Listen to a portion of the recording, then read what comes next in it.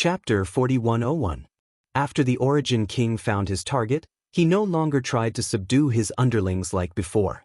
Earthworm showed a confused expression, obviously not knowing what the Origin King wanted to do. The small world Earthworm lived in was an ancient world with a small population, so there were no large-scale real estate companies. Moreover, people who built houses were considered craftsmen and did not have a high social status. The Origin King asked, "Are you willing to follow me and eat good food and drink good wine?" Earthworm? What good food and drink good wine? He had no interest at all. Moreover, the thing he was talking about was obviously a hard job. Earthworm glanced at Ning Shu and said to the Origin King, "I'm afraid I can't help you wholeheartedly just now." The Origin King, "It doesn't matter, I think you can do it." Earthworm, "No, I don't believe you." The Origin King, "How can a man say he can't do it? You haven't even tried, how do you know you can't do it?" Earthworm found a job and avoided the Origin King. The Origin King walked around the room and found no one he could persuade. What could a child do, especially a cub who only knew how to eat? Negative points, get lost. Earthworm hammered his palm with his fist. Right, there was also the huge Divine Stone clan. Although their brains were a bit small and could not do delicate work, they could carry things. Some huge stones and other things, the Divine Stone clan could do these things. There were so many Divine Stone clan members, even if only one was mobilized, it would be a strong laborer. No, not a laborer, but a powerful helper. Ning Shu watched the Origin King run away towards the territory of the Divine Stone clan and curled his lips. He knew that the Origin King would not let go of anyone around him. What could the Divine Stone clan do? They were strong and could make people carry bricks. Damn, make the Divine Stone clan carry bricks. Not long after, the Origin King returned with a dark face. He saw Ning Shu and said, "What's wrong with these people?" Each and every one of them was lifeless and incomparably lazy, without any vitality at all. He was still talking, but these stone people had already fallen asleep below, snoring and not wanting to talk at all. They were really drunk. He returned without success again. Why was it so difficult for him to start a business?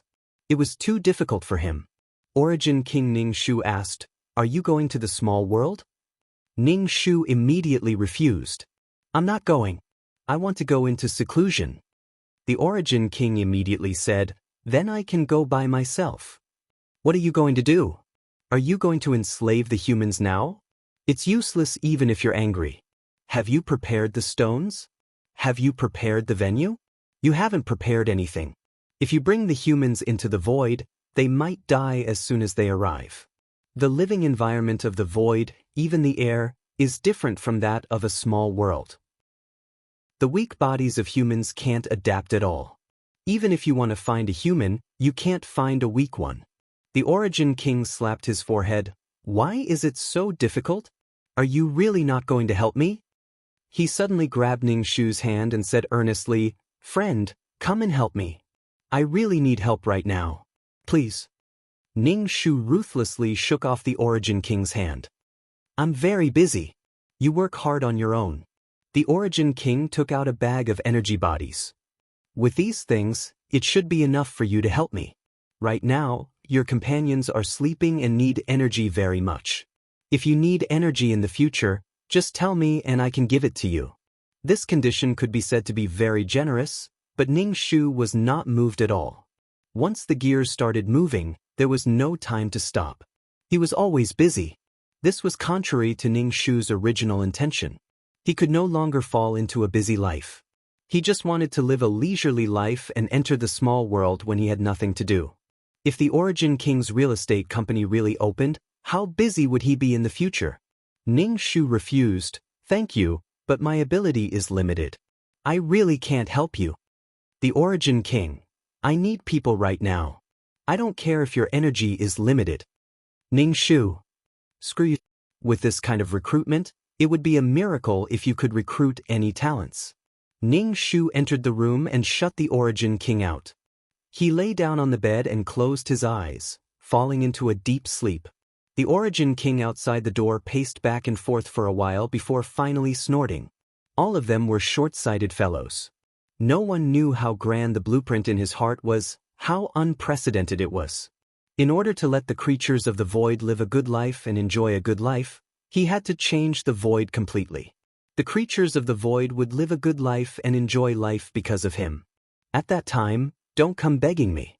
The Origin King imagined Ning Shu kneeling in front of him and crying while pulling at his trousers.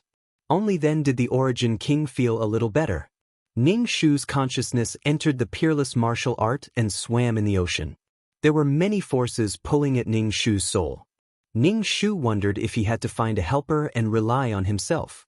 In the future, there would be more and more worlds with problems. If he was alone, he would have to split himself into many parts. Did he have to develop in the direction of an organization? No, it was too troublesome to manage. How about splitting his consciousness into many parts and not interfering with each other, just like a clone? However, he had never split his consciousness before. He did not know if it would work or if it would succeed. This was just an idea. Ning Shu entered the miniature world and her consciousness entered a body. This body didn't seem to have a soul. When she entered, the body's soul didn't struggle at all, allowing Ning Shu to smoothly enter the body. Ning Shu was a little puzzled. He quickly opened his eyes and checked the soul of this body. Was this a corpse? His body was floating as if he was in water.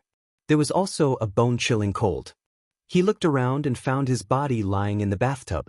The water in the bathtub was already very cold.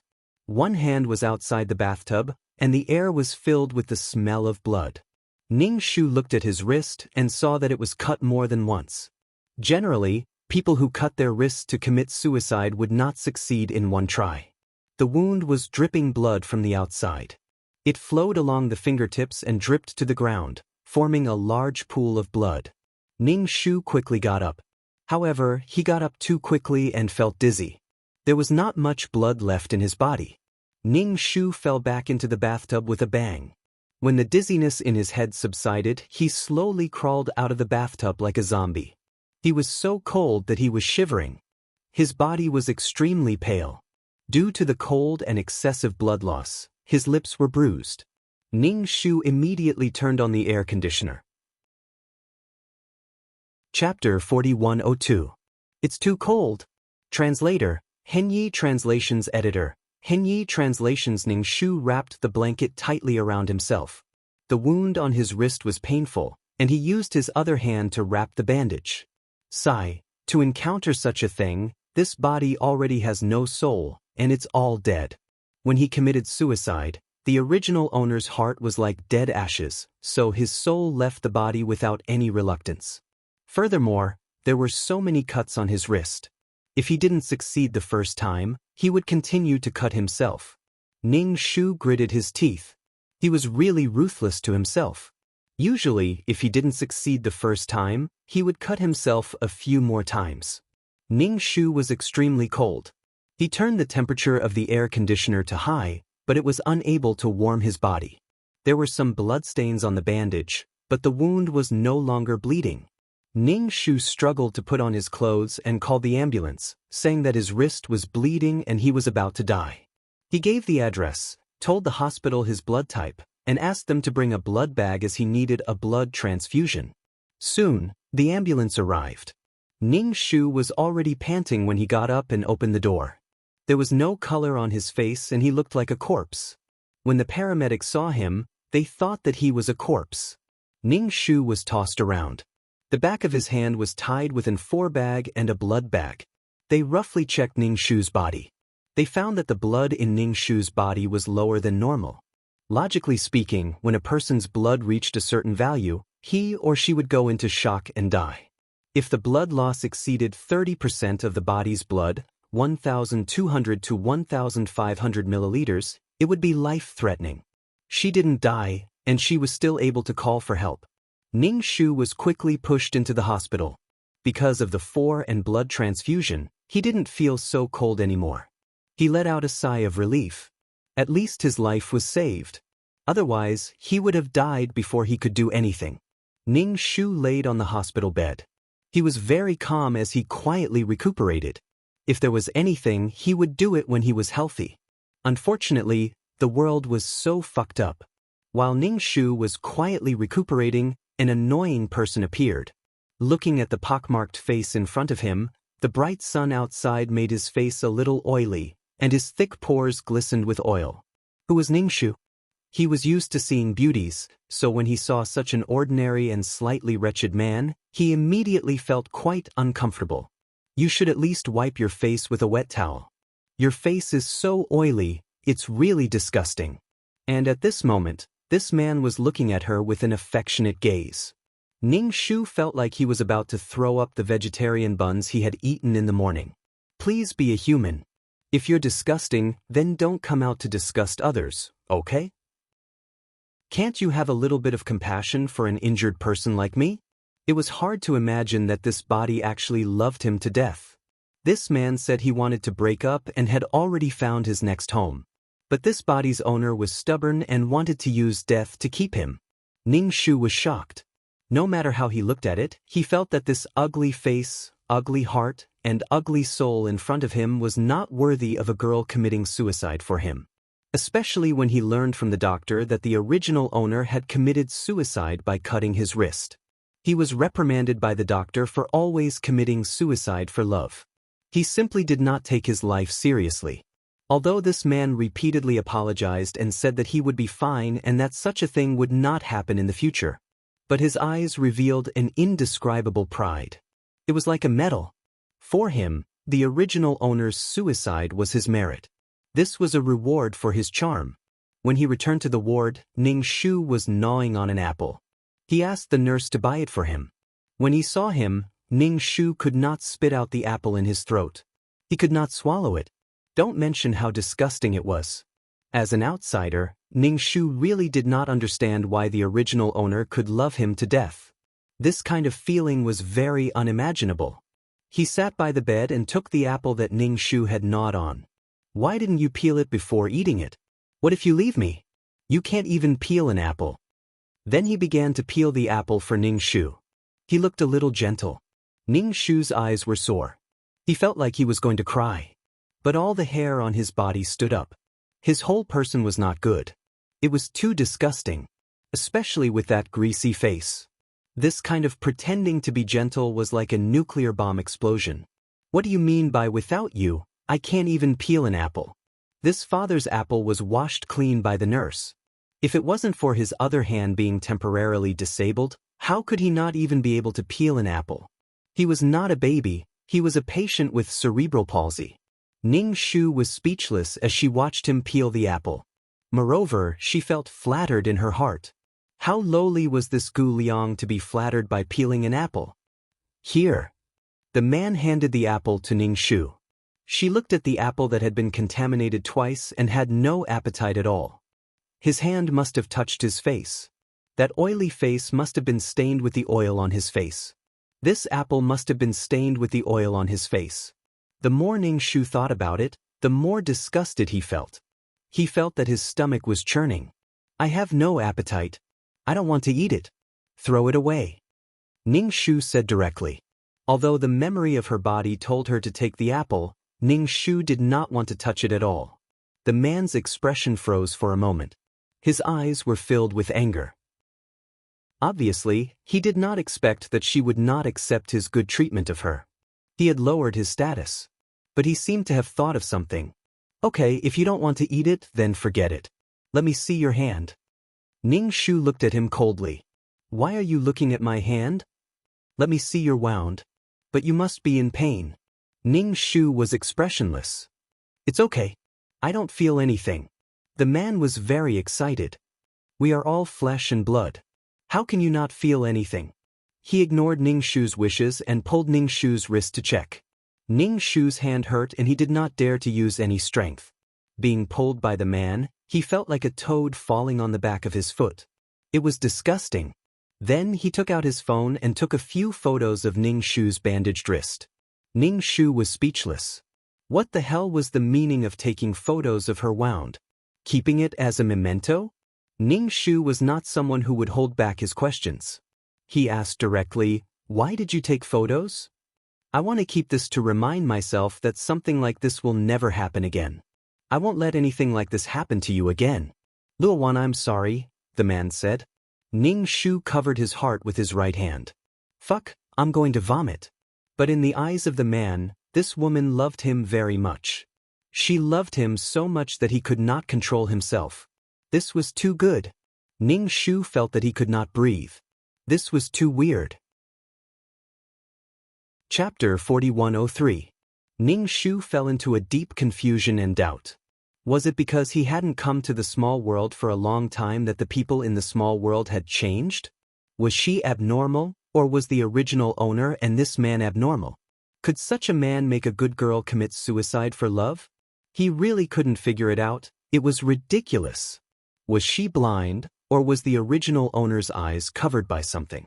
After the man took the photo, he let go of Ning Shu's hand. He didn't even ask if the wound hurt. After taking and letting go, Ning Shu's wrist inevitably hurt, but Ning Shu didn't have time to be angry, because his heart was full of doubts. I'm really confused, it's too difficult. He felt that his worldview had been reshaped. Especially when he saw the process of their love, Ning Shu felt that his three views had been reshaped. The original owner and Zhang Qi met in a milk tea shop. At that time, Zhang Qi took away the original owner's milk tea.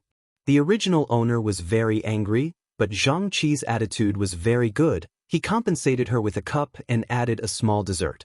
Don't hit a smiling person. The original owner felt that there was no need to hold on to it. The two sat together and chatted for a while. Later they added each other's contact information. Zhang Qi insisted on saying good morning and good night every day, so the two slowly chatted. The more they talked until late into the night.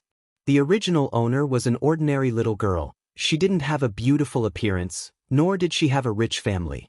She felt that there was nothing on her that the other party would want. The colleagues and friends around her either had families or were no longer single. She was the only one who was lonely and wanted to fall in love. Have a sweet and beautiful relationship. Zhang Qi was really not good looking, but although there was a little conflict when they first met, Zhang Qi handled it well and even treated her to a cake. When people were in a good mood, everything they looked at had a kind of beautification, especially after the contact was on the internet. All the emotions and thoughts were transmitted to the other party through the internet. This feeling was even more hazy. The heart was constantly fantasizing, imagining, talking about the sky and the earth, talking about the stars and the moon, talking about life ideals, talking about work, and infinite yearning for the future. At this time, the original owner's heart already had some thoughts. She felt that she could develop a relationship with him. It just depended on who proposed to meet first. Zhang Qi, on the other hand, was quite calm. She had no intention of meeting him at all. She was just communicating online. But the original owner was a little anxious. At this time, whoever was anxious would be at a disadvantage. She took the lead and asked in a joking tone if they wanted to come out and meet. Zhang Qi did not agree immediately. He was very considerate and said that he did not want to disturb her. Moreover, he said that he was not good-looking and was afraid that she would be disillusioned when she saw him. When the host said that she wanted to meet Zhang Qi, she was actually a little conflicted. Zhang Qi didn't look that good, but since she said it out of consideration for Zhang Qi, the host didn't have any qualms. She comforted her, telling her that her looks were given to her by her parents and that she couldn't control it. They met in a restaurant. It was not a high-class restaurant, but the environment was quiet. Zhang Qi behaved like a gentleman and always put her first. The original owner's heart was pounding. Facing Zhang Qi's oily face, she comforted herself that everyone had flaws. No one was perfect. After the meal, Zhang Qi said, "I know that women nowadays are strong and independent. They don't like men to pay the bill. How about this? You pay for this meal, and I'll pay next time."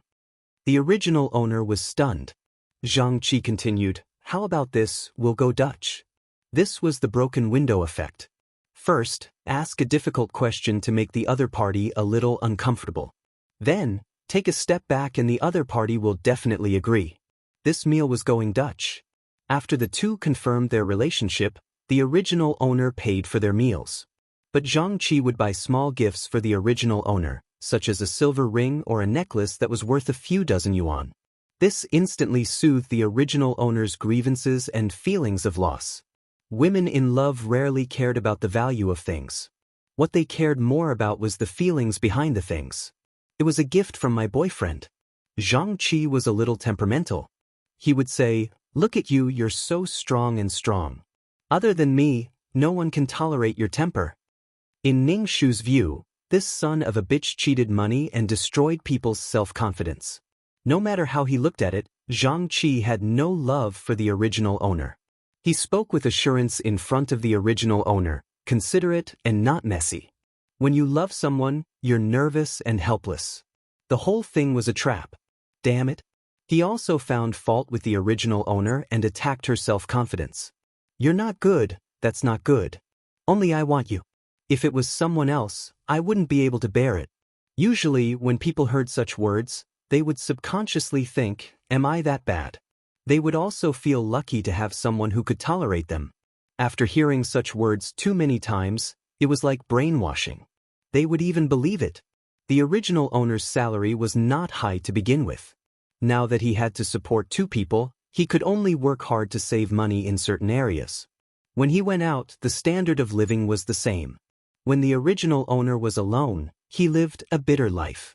The money was spent to buy a bunch of cheap jewelry and cheap cosmetics. It would stink the eyes if they were to apply it. After being in love for a while, the original owner didn't feel anything. Love and being loved were not so obvious, but she felt a lot inferior and couldn't leave Zhang Qi. When they went out, she paid for everything herself. In reality, she couldn't afford it. There were several times when she wanted to say it, but she couldn't. She was subconsciously afraid that if she said it, this man would leave her. She cherished the things that she spent her energy and money on. She spent so much time and money on this man. If he left, the original owner couldn't bear it. She had done so many things for him and spent so much money on him. She had bought all his clothes, pants, and shoes. She had dressed her boyfriend up to look good. During this time, the original owner was pregnant once. Of course, the child couldn't be born. She was physically and mentally exhausted, but she couldn't stop. Ning Shu felt tired and bitter just by looking at it. People were afraid of being taken advantage of. It was like gambling. They wanted to get their money back and fell deeper into it. At this time, the original owner probably couldn't tell whether it was because she was unable to extricate herself from love or because she was unwilling to give up. Ning Shu's heart, liver, spleen, lungs, and kidneys hurt. From the beginning to the end, this girl was tricked. How much experience did Zhang Qi have in flirting with girls? He controlled people's hearts and destroyed their confidence. If it weren't for the fact that these two people didn't know each other, Ning Shu would suspect that Zhang Qi was here for revenge. What was the difference between this and an enemy? Ning Shu felt a sudden pain in her wrist. She chuckled in her heart. Chapter 4105. If you meet someone who's difficult to deal with, the brothers in the group can come up with ideas. Joining such a group required a group fee and it wasn't cheap. There was a review mechanism and ordinary people weren't allowed to join. After all, they knew in their hearts that what they did couldn't be exposed to the public. After joining the group, although they hadn't met each other before, they were all brothers and sisters with the same father and mother who had the same goal. Seeing how angry Zhang Qi was, they all had a common enemy, as if Ning Shu was their enemy who killed their father. After venting for a while, Zhang Qi's anger subsided a little, and he told them what happened just now.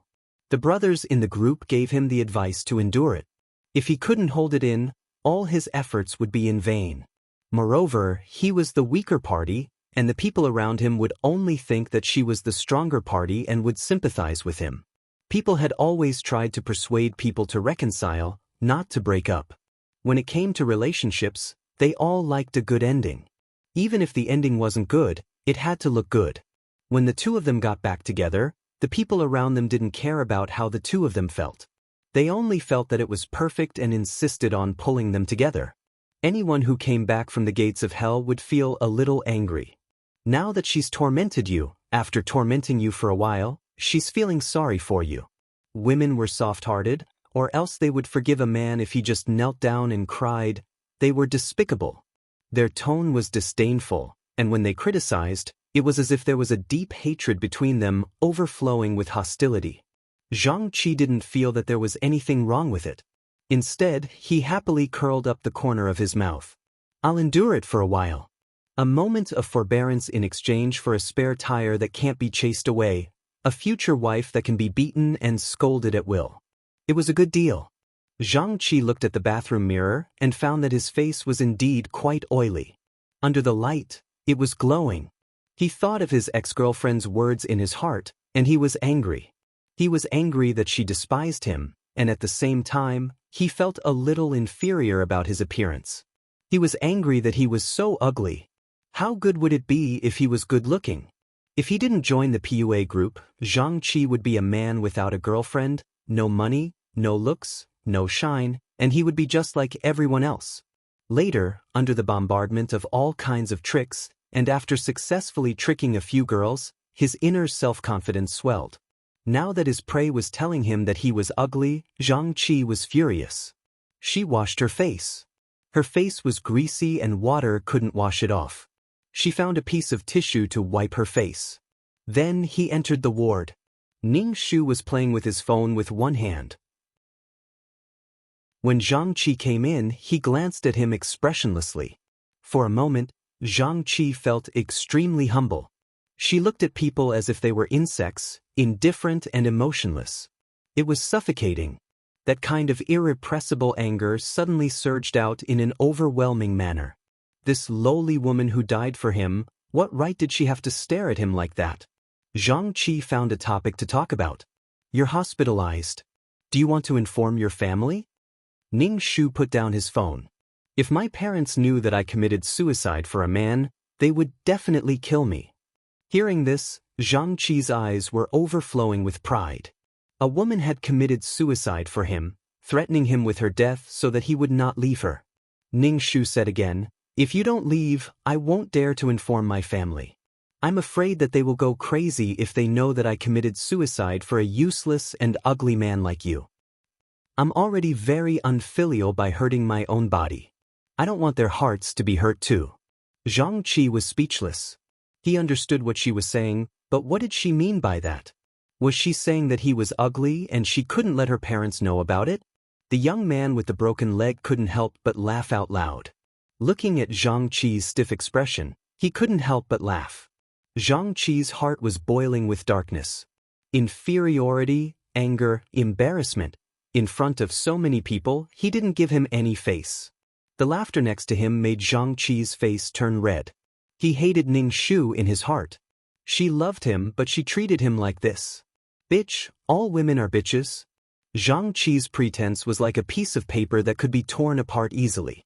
The confidence that he had painstakingly built, the confidence that he had gained from a woman, would collapse instantly because of one sentence. Zhang Qi was so embarrassed that he wanted to run away. It was difficult to even breathe in this ward. However, there was a kind of belief that supported him. He put on a stiff and twisted smile and changed the topic. Do you want some water? Ning Shu looked at him and said mercifully, all right, pour me some water. By the way, have you washed your hands? Have you disinfected them? Zhang Qi was so embarrassed that he poured Ning Shu water from the kettle and handed the boiling water to Ning Shu. You're going to burn yourself to death. Ning Shu took the cup and put it back in his hand. It's too hot. Don't you know how to cool it? Sit down. Let's talk. Ning Shu patted the bed, looking like he was going to have a heart-to-heart talk with Zhang Qi. Zhang Qi was speechless. This was so fucking weird. He felt that this woman had become a little different after she died. He obviously felt that he couldn't control this woman anymore. The most obvious thing was that she didn't say or do anything. Zhang Qi sat down, trembling. He didn't want to have a heart-to-heart talk in front of others because of the embarrassment he gave himself before. He sat on the bed and said, take care of yourself now. We'll talk when we get back. Ning Shu said directly, I'm afraid that you won't listen to me when you get back. Ning Shu didn't care about Zhang Qi's expression at all. In front of the other two patients, he couldn't just get rid of her. In front of strangers, Zhang Qi still wanted to pretend to be a good person. Who knew, maybe he would meet a woman who was familiar with them in the future. It could be said that all women in the world were their targets, whether it was money or sex. Zhang Qi said reluctantly, "What do you want to talk about?" Ning Shu counted on his fingers and said, "When we get married, the house will be a problem. Your job will also be a problem. You should settle down and find a proper job. When you have children in the future, how will you support them? Now I have to spend money to go out, but when we have children in the future, I can't afford it at all." Zhang Qi suddenly felt sweat on his back, as if he was being publicly executed. Several pairs of eyes stared at him, and he didn't dare to think about the meaning contained in those eyes. Disdain, surprise, watching a good show. His dignity as a man had been crushed to pieces at this moment. He hated this woman to the core. As if making plans for their future, Zhang Qi almost couldn't help but want to leave. Who wants to live with you? Who wants to have a future with you? Chapter 4106. Everyone had to earn a living from sponsored partnerships. If you wanted to earn a living from sponsored partnerships, you had to have money. Even if you didn't have money, you had to have food at home. It was okay if you didn't have a job. Ning Shu was really trying his best to persuade him. Zhang Qi's face was full of anger, making the people around him feel that Ning Shu wasn't worth it. This kind of thing made people angry and helpless. The old lady next to him spoke again. She was a little lonely because the person accompanying her to the bed hadn't arrived yet. She said, "Young man, you can't not have a job, especially when you have to give birth. Even animals know that they don't give birth when they don't have enough to eat." Ning Shu was speechless. What the fuck did she mean by, "even animals know that"? This old lady's words were really interesting. This was a normal phenomenon. When their survival was threatened, animals would instinctively not give birth to offspring. In modern society, everyone was saying that they couldn't afford to have children. Zhang Qi was so angry that he couldn't help but retort, "What does it have to do with you?" This damned old lady, this kind of old lady was the most annoying. The old lady sighed and shook her head.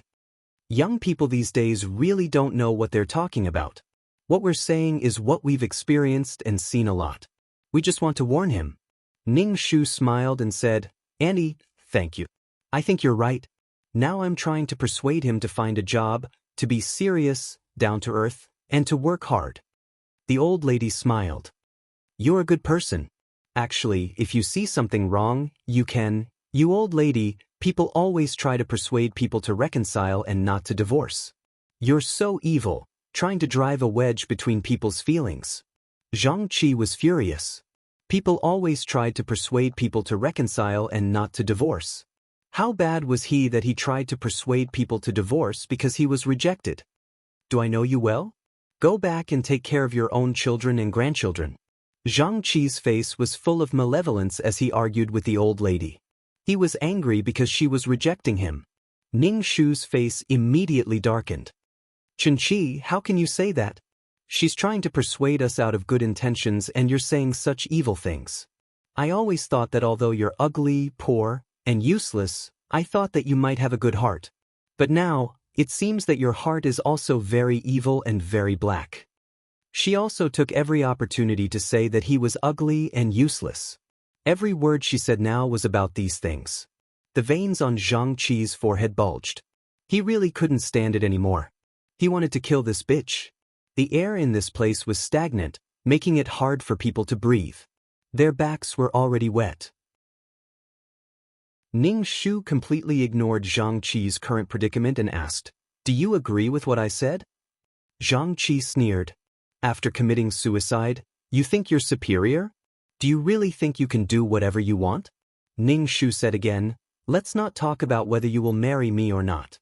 Even if you marry another woman, do you have a house? Do you have a job? Do you have any income? You don't have any of these. Which woman would be willing to be with you? If you don't have money, you can't live your life." When lowly men heard this, they immediately came to life. They didn't have any resources or advantages, so they immediately turned around and said that women were materialistic and had power. Were they going to sleep on the streets after marriage? Marriage wasn't targeted to help the poor. What were women after? Zhang Qi couldn't stand it anymore. "I didn't want to marry you. Why do you care if I have money, house, or car? Are you marrying a person or a car? Ning Shu's expression froze for a moment. You don't want to marry me, do you? Then you've been lying to me before. Ning Shu began to cry. You're really bad. When others say that you're a scumbag, I don't believe it. It turns out that you're really a scumbag. You don't contribute to society. Instead, you go around coaxing girls. You even flirted with my colleague before. It's a pity that my colleague has such high standards and ignored you. Because of this, our relationship is not good. Anyway, all women were Zhang Qi's targets. Sometimes when Zhang Qi came to pick up the original owner from work, his eyes would be glued to the female colleagues. These women who worked honestly in the company might have a smaller circle. Most importantly, they had a large salary. They were Zhang Qi's target. After being with the original owner, his face had become fat. Whether it was going out to eat or cooking for him, she was very willing to eat. Now that Ning Shu wanted to give Zhang Qi food, he was dreaming. He would rather give the food to a stray dog. At least the stray dog could wag its tail at her. It was simply like a beast fattening a poisonous snake. It was suffocating. Because of the quarrel between Ning Shu and Zhang Qi, more and more people gathered around to watch the fun. When they heard Ning Shu's words, the surrounding people gasped and booed. It was rare to see such a scumbag. He ate from the bowl and looked at the pot and looked at many pots. Translator, Lonely Tree Editor, Millman 97. Being stared at by so many people, Zhang Qi's face turned red. His oily and pockmarked face turned red, making the pox marks on his face even more obvious. It was really ugly. Now Zhang Qi didn't have any intention of playing tricks. His strong desire to survive made him just want to leave here. He didn't even care to say anything to Ning Shu. He pushed through the crowd and ran away. Ning Shu's face was full of grief. Don't go. Don't leave me behind. That mournful voice made the people who heard it tremble. Oh my God, this was a TV show. Such an ugly man, who had nothing, could make a woman so dead set on him. Many people wanted to grab Ning Shu's shoulders and shake him hard. Wake up, he was a scumbag. It wasn't terrible to meet a scumbag. It was terrible to have no consciousness at all. They didn't feel that they had met a scumbag. They felt that it was normal. The most terrible thing was to treat suffering as a normal state. Without consciousness, they couldn't resist. The onlookers gradually left. They gathered in twos and threes to talk. If nothing unexpected happened, Ning Shu would be the next topic of conversation. They sympathized with her, but they had to say that she was stupid. As for Zhang Qi, he was branded as a scumbag. He couldn't be removed. Ning Shu took out his phone and began to play with it. He finally got rid of the disgusting thing and felt that the air around him was much fresher. It was so good. The two patients next door looked at Ning Shu with a complicated expression. The old lady opened her mouth and said, "Little girl, there are many men in the world." The one-legged young man next to her had a complicated expression. Why were good women ruined by bad men, and some good men ruined by bad women? Couldn't the good guys be together and the bad guys torture each other? Ning Shu said faintly, I know. After going through so many things, I know what to do. The one-legged young man asked, What do you know? Ning Shu looked silly and sweet. I feel that I'm not good enough. Even a man like him doesn't love me. The young man. Chapter 4108. Zhang Qi's scalp was about to explode. His ears were filled with the other party's babbling. It was as if thousands of soldiers and horses were trampling on his heart. Every word she uttered was laced with venom. All of Zhang Qi's tricks and words to suppress the other party were learned from the group chat. However, this woman's words came as if they were at her fingertips. Now, Zhang Qi was petrified. Ning Shu didn't care about Zhang Qi's feelings, nor did he want to humble himself to protect his sensitive heart. It was his first time being a human. Why should he humble himself? Ning Shu finished babbling. There was no response from the other end of the phone. Ning Shu said, Hello, are you still alive? Zhang Qi said with some difficulty, Yes. Ning Shu, then do you remember what I said? Also, wear tighter clothes. I don't know what you wear all day. You have no taste at all. It's so old-fashioned. You can either dress more casual or more businesslike. In short, you have to have a style. Don't mess around. Wear leather shoes and sweatpants. I've never seen a man dress like that. Before you come to pick me up, go buy some new clothes. If you don't know what to buy, ask the shop assistant. The shop assistant will be better than you. Your hair, sigh, there are too many problems. You can't fix it in one go. I'll be done in 2 hours. I'm telling you in advance. Rent a car, buy a new set of clothes, and wash your hair and face if possible. Don't be disgusting with grease. They're calling me. Remember what I said. This is the only time you can earn some face for yourself. If you back down, you'll always be a lowly person in other people's eyes. Zhang Qi listened to her babbling and his head hurt. He subconsciously asked, "Money?" Before he could finish, Ning Shu hung up the phone. There was no way he was going to give him money, not in this lifetime. If you buy clothes, I'll give you money. If you rent a car and pick up girls, I'll give you money. Regardless of whether he came or not, Ning Shu had achieved his goal. He had dealt a blow to Zhang Qi and stabbed him in the heart. When it came to spitting venom, Ning Shu would never admit defeat. If he insisted on fighting for face, it would be even better. Renting a car and buying clothes cost money, and Zhang Qi lost a lot of money again. He had swindled money from women, and in the end, he had lost a lot of money. How miserable and unbearable it must have been. A losing business wouldn't last long. Ning Shu wanted to enter the group to get more information and report it. Ning Shu went back to eat, drink, and have fun with his colleagues. For this kind of gathering, they were all female colleagues and did not need to serve the men tea. They could do whatever they wanted. Ning Shu glanced at his watch from time to time. He was curious if Zhang Qi would come to save face. When the party was about to end, Ning Shu received a call from Zhang Qi. She told him that she was waiting for him outside and asked him to bring his colleagues out with him. Ning Shu smirked. Obviously, Zhang Qi was going to show off. Showing off was either a waste of time or money. Ning Shu applauded. "Come on, keep it up." At the door, Ning Shu smiled and said to his colleagues, "My boyfriend is here to pick me up." Zhang Qi pretentiously got out of the car and waved at Ning Shu.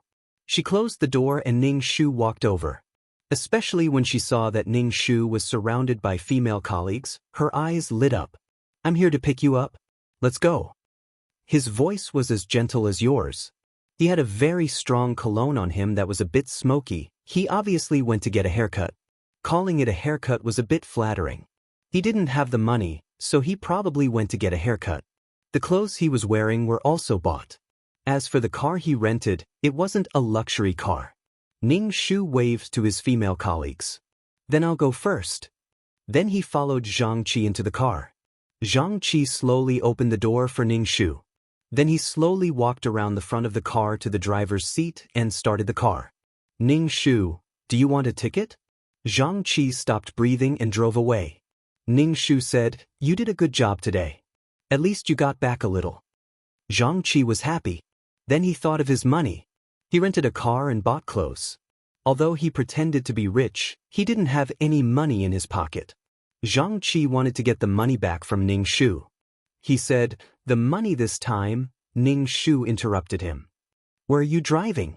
Is this the way home?" Zhang Qi was angry. He gritted his teeth and said, "This car is rented. Don't tell me you don't want to return it. Do you think I bought it and it's yours?" Ning Shu raised his phone and said to Zhang Qi, "I share my location with my colleagues. It's not safe at night, so we share our locations. Now you have to drive the car to the company where you registered it. Everyone will know that you rented the car immediately. If you don't have money, then you don't have money. Don't pretend to be rich. That's even worse." Zhang Qi, what the fuck? He felt very helpless now. He felt that the tricks he learned had no effect on her at all. Instead, he was struggling. He had a bad feeling. He was like a bug stuck on a spider's web. He struggled, but the more he struggled, the more he got stuck. In the end, he was eaten. But he was very unwilling to give up. This feeling was like a male praying mantis. Didn't he know that he would be eaten by a female praying mantis? Of course he knew. He thought that he could run away after giving it a shot. But in the end he ran away? Zhang Qi looked at the shared location. Then you can just turn it off. Ning Shu said without thinking, how can I do that? If I suddenly turn it off, people will think that something happened to me. Then, there will be more trouble. So you have to send me home and then return the car. Anyway, you rented it. You rented it to send me home. If you don't send me home, how can you do that? Zhang Qi didn't say anything and turned the car around. He was a little afraid of this woman's venom, but for the sake of his goal, he had to get back the money he spent this time. When they arrived at the destination, Ning Shu opened the door and was about to get out of the car. Zhang Qi reached out and grabbed Ning Shu. Ning Shu gave him a big slap and shouted, "What are you doing? You didn't say anything and suddenly reached out. Do you know that you scared me?" Her eyes were full of condemnation. Zhang Qi was stunned by the slap. He couldn't hold back the anger in his heart anymore. "You bitch!" He wanted to fight back, but Ning Shu had already gotten out of the car and slammed the door. Zhang Qi wanted to grab him, but he was hit by the car door head-on and saw stars. Zhang Qi held his forehead and his face turned purple. "Wait here. You're not allowed to leave." Ning Shu said, "What are you doing? Get out. What's wrong with you?" Zhang Qi opened the door from the other side and rushed in front of Ning Shu. He raised his hand and was about to hit him. "I can't take it anymore." Chapter 4109. Zhang Qi raised his hand to hit Ning Shu, but Ning Shu grabbed his hand and pressed it down. Then, Zhang Qi faced the camera and started a video call. She smiled and said, "I'm going home with my boyfriend. Be careful." Facing the camera, Zhang Qi's face stiffened into a smile.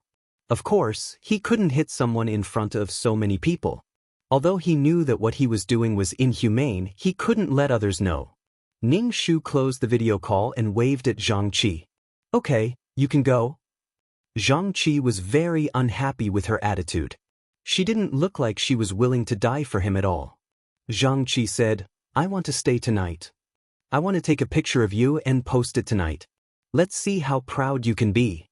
Zhang Qi's expression was too easy to read. He was gritting his teeth and looking proud. It was easy to figure out what he was thinking. These were the usual methods used by Yue. If it wasn't photos, it was videos. They could sell them to specific websites and make a profit. Now, Zhang Qi's mind was full of dirty thoughts. Ning Shu snorted. "Impossible. I haven't even forgiven you. If you want to enter my house, think about that child from before. That child's soul is now on your shoulder, gnawing at your flesh and blood." Zhang Qi's face stiffened. "Didn't you agree not to have that child?" Ning Shu's face was ugly. "That's why I regret it. I will never get pregnant with you again. I think that trash genes like yours shouldn't be passed down. They should be eliminated. Whether or not I'll be with you in the future depends on your performance. If you make me sad, you can get lost. You have no right to enter my house now. Get out." Ning Shu said viciously. His eyes were full of disdain. Ugly, ugly, coward. Men were arrogant and inferior creatures. They needed to be worshipped. Their hearts were fragile, especially when it came to relationships. A single negative word from a woman could make them suffer. They could even kill someone out of anger. Ning Shu wantonly sprayed venom, slicing away at Zhang Qi's dignity. Zhang Qi's face turned red. She couldn't stand it anymore. She ignored Ning Shu's attacks. Was Ning Shu the kind of person who would take a beating without doing anything? Of course not. She immediately cried and shouted, "Help! Help! Don't hit me anymore." Seeing such a pretentious Ning Shu, she became even angrier and chased after Ning Shu. Ning Shu's shout alarmed many people in the neighborhood. She rushed to the door to find the security guard and pitifully shouted, "Save me, my boyfriend wants to kill me." Several security guards restrained Zhang Qi, who was not very tall. How can a man attack a woman? Zhang Qi struggled with a pale face. Noticing the contempt in the security guard's eyes, Zhang Qi struggled even harder. It was not like this at all. Zhang Qi looked at Ning Shu, who was sobbing at the side. No matter how much he refused to admit it, he knew that this woman did it on purpose for revenge. Ning Shu looked at Zhang Qi's eyes and raised the corner of his mouth. When the security guard looked at her, she had a pitiful look. She was too good at pretending. This was simply not her former self. Could it be that dying once had changed her so much? Zhang Qi was a little scared. He wanted to leave now. He didn't want to be entangled with her. He wanted to change his target. This target was out of his control. But he was very unwilling. He was played by a woman. He could play with a woman and deceive a woman, but if a woman deceived him, he definitely couldn't. He was very angry. The security guard Ning Shu asked, "He is your boyfriend. It's up to you. Throw him out or call the police." It was still the same old saying. There were only 0 domestic violence and countless domestic violence. Now they were just boyfriend and girlfriend. They might as well break up directly. If he called the police, he might be able to teach this man a lesson. But it was very likely that this man would take revenge and bear a grudge. Zhang Qi felt that these security guards were lame. His face was obviously swollen. He was beaten up like this. Look at the injuries on her body. Call the police. He definitely couldn't call the police. Ning Shu was sobbing. He had a timid look on his face. When he heard the police, he seemed to be frightened. Call the police? I don't dare to call the police. Forget it, forget it. She kept waving her hand. If I call the police, he will kill me. The security guard looked at Zhang Qi with disdain. Ning Shu mustered up his courage. Then call the police. Zhang Qi's eyes widened.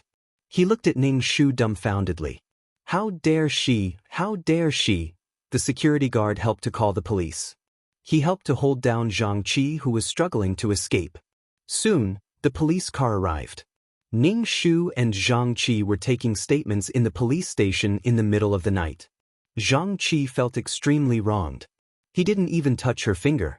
How did he become a domestic violence man? Of course, the police also prioritized education. Ning Shu nodded, looking very, very scared. Zhang Qi, on the other hand, was unruly. The police had to focus on educating Zhang Qi. Zhang Qi became more and more indignant. Any rebuttal would be seen as quibbling. Leaving the police station in the middle of the night, Ning Shu took out his phone to take a selfie. He also took a picture of Zhang Qi and the police station behind him. He sent a sad message. I thought there was a future, but I didn't expect it to still not work out. Everyone was speechless. What was going on? One moment they were showing off their love at home, and the next moment they were at the police station. This was too much. Zhang Qi was furious. He rushed over to Ning Shu majestically. Ning Shu directly burst into tears. Zhang Qi was so shocked that he staggered. However, he didn't dare to do anything to Ning Shu. Ning Shu took out a bill. This is the money I spent on you. Return it to me. If you dare to disappear, I will definitely call the police. Then you will be a liar. Zhang Qi subconsciously took the bill and looked at it. It was a big page full of small things. He was too lazy to look at it and directly looked at the amount at the end. 50,000. Why don't you go rob a bank? Ning Shu chuckled. 50,000 is just the amount after splitting the bill. I'm the one who pays for your meals and even your rent. The little money I saved before is all gone now. You better give me the money quickly. Otherwise, I will call the police. You are a damn liar. How many people do you think you have cheated? Zhang Qi was shocked. He didn't know if she knew or if she was just guessing. If you don't pay me back, I will expose you online. The name will be My Weird Boyfriend. You even need your girlfriend to pay for you. Zhang Qi stuttered for a long time, unable to say a word. He almost spat out a mouthful of blood. Chapter 41:10. He was so angry that he laughed. You really have guts. Ning Shu chuckled. If you have the guts to be a scammer, why can't I get my money back? If not, I'll go back and file a case now. Such a large sum of money can be considered fraud. She was about to go in when Zhang Qi was shocked. He had a guilty conscience and was afraid that the police would find out about the chat group. His heart was pounding. He reached out to grab Ning Shu, but Ning Shu dodged and grabbed nothing. Zhang Qi said, I've never seen a woman like you. You've already broken up and you're still so calculative. Ning Shu said, yes, I'm calculative. Zhang Qi said, what about the things I bought for you? Although they were cheap, they still cost money. Ning Shu said, I can return those things to you, but can you spit them out? Zhang Qi couldn't. He felt guilty discussing such things in front of the police station. I can't take out so much money in such a short time. Ning Shu was suspicious. You want to go back on your word? Then I'll file a case so that you can't go back on your word. Zhang Qi was furious. I'll get you an IOU, okay? Ning Shu lifted her chin and said, okay, I'll write it now. Ning Shu took out a notebook and pen from his bag and handed it to him. Write it. Zhang Qi's hands were trembling. Damn it, he was suddenly in debt. He couldn't accept it and his heart ached. He trembled and wrote the IOU under the dim light of his phone. Ning Shu took the IOU and shook it before looking at it. You must have graduated from primary school. Your handwriting is too ugly. It's an insult to primary school students to say that such ugly handwriting was written by primary school students. Zhang Qi's face was covered in venom. He had already given up resisting. Resisting would only lead to more venom. Although Zhang Qi was speechless, his heart was even more gloomy and he couldn't accept it. So what if you're a university student? You're still an idiot even after studying so many books. Women are all like this. They can be tricked with just a little sweet talk. However, Zhang Qi was a little afraid of being entangled with her again. He wanted to offer a reward. Even if he couldn't deal with her, he wanted someone more powerful to deal with her. In any case, he couldn't do it anymore. He didn't get anything and instead lost money. Damn it. For them to do such a thing, even if they didn't make a loss or profit, it would still be a loss. 50,000? What do you mean 50,000? Why don't you go to heaven? It costs so much just to buy something for him. Ning Shu took the IOU and said, I'll take it. Hurry up and return it to me. Then he went home alone. Zhang Qi followed behind her. Looking at her back, he sped up. He was not going to pay her back. He was going to snatch the IOU back and beat this bastard up. Ning Shu turned around abruptly. Why are you following me? Zhang Qi was taken aback. He smiled and said, I'll escort you home. Ning Shu glanced at him. Get lost. Hurry up and pay me back. Then we're even. Zhang Qi was furious, but he said, okay, I'll go. Then, under Ning Shu's gaze, he left dejectedly. Ning Shu clicked her tongue. These people were despicable. What did they mean by exchanging true feelings for true feelings? To some scum, your warmth and tolerance would only become the soil that nourished their evil and darkness.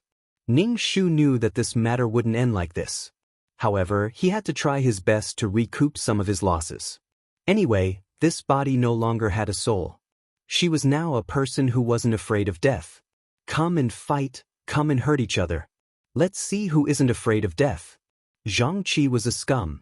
He only bullied women who fantasized about love. He didn't think of people as bad, but some people were so bad that it was beyond imagination. They weren't stupid, they were kind. He bullied them for being kind, and in turn mocked them for being stupid. Sometimes beautiful things were so fragile. Zhang Qi suffered a huge loss this time. He returned the rented car dejectedly and was penniless. Now that his ex-girlfriend was ignoring him, he might not even be able to pay the rent. It was all because of her that things became like this. Zhang Qi put all the blame on Ning Shu.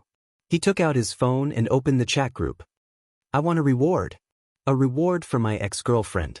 Although it was humiliating, Zhang Qi still told the whole story. She committed suicide once. It's as if she's awakened. I can't deal with her now. Please take revenge. It was impossible to say that the group was completely harmonious. After all, people of the same sex repelled each other. They were jealous, or they just couldn't stand someone bragging. Some people jumped out to mock Zhang Qi, but some people were very interested. They asked about the city, and there were men from the same city who were interested in Zhang Qi's ex-girlfriend. The more challenging it was, the more exciting it was. Moreover, this kind of glory not only conquered a woman, but also showed that he was better than another man. Zhang Qi, I don't have any other requests. I just want you to torture her to death. To be honest, Zhang Qi felt very embarrassed. However, he couldn't just let it go like that. Some people in the group said that he would kill 1,000 people, especially those who were sick. Zhang Qi hoped that she would be infected with a disease and have no way out. Only then would he be able to vent the hatred in his heart. Soon, there were people who started to challenge this mission. They were sharpening their knives against Ning Shu. Ning Shu's application to join the chat group was blocked. He didn't accept it. An organization of this scale must have some talents. Her information might be in the hands of these people. It didn't matter if she couldn't get in. Anyway, she had already memorized the chat group. If the reward wasn't enough, she would come twice. This was a group of scammers. Ning Shu called Zhang Qi every time. Have you collected the money? Zhang Qi was now waiting for the group's guru to make a move. When she was too busy to take care of herself, she wouldn't have to pay back the money. Zhang Qi held her breath. Wait a little longer. You'll be in big trouble soon. Zhang Qi, I'm still collecting. Ning Shu, how much have you collected? Transfer it to me. Keep the phone connected. If I can't get through, I'll call the police immediately. Zhang Qi wanted to blacklist her, but after she said that, she didn't dare to do so. She felt guilty. Other than the relationship with her ex-boyfriend, Ning Shu seemed to have met her second love. At noon, when she went out for lunch with her colleagues, she bumped into a young chef. He wasn't a chef. At most, he was working under the chef. The main thing was that there was a dish that didn't taste good. For some reason, this young chef came out. He made this dish and begged the chef to make it. In the end, the dish didn't taste good. The restaurant owner could only give up this dish. It was so humiliating to him. The young chef looked very sad and wronged. His female colleagues felt pity for him. Chapter 41:11. Forget it, boss. It's just a dish. We'll pay for it. Don't make things difficult for him. The female colleagues also felt pity for him. Young man? How Tong stole the Muqiao lotus in a hurry? The target called out to him. It gave people the feeling of being soft and gentle. Everyone had a lustful heart. Some of the female colleagues even teased her, but they were just teasing her. The boss sent some side dishes and asked the young man to bring it over. There was an empty seat in front of Ning Shu.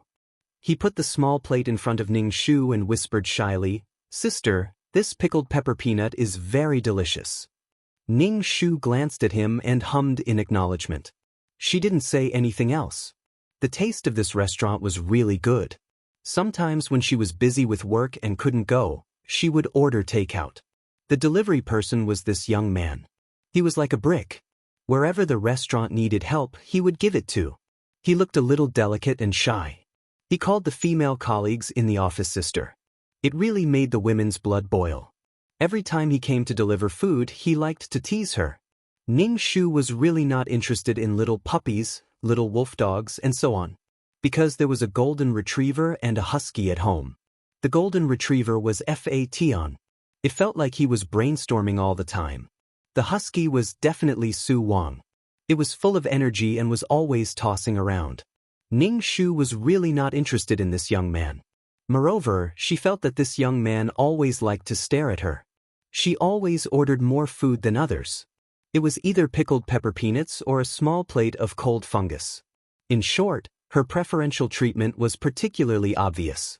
The other female colleagues teased Ning Shu. It seems that the little puppy has taken a fancy to you, the big sister. Little puppy x big sister, this combination was simply perfect. Didn't you just break up? Isn't it good to find such a cute and considerate brother to ease the pain of breaking up? Every time he was teased, the youngster would look embarrassed. Ning Shu, on the other hand, was rather indifferent. He's too young.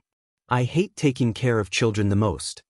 A relationship between an older sister and a younger brother had no future at all. It was just like an old mother.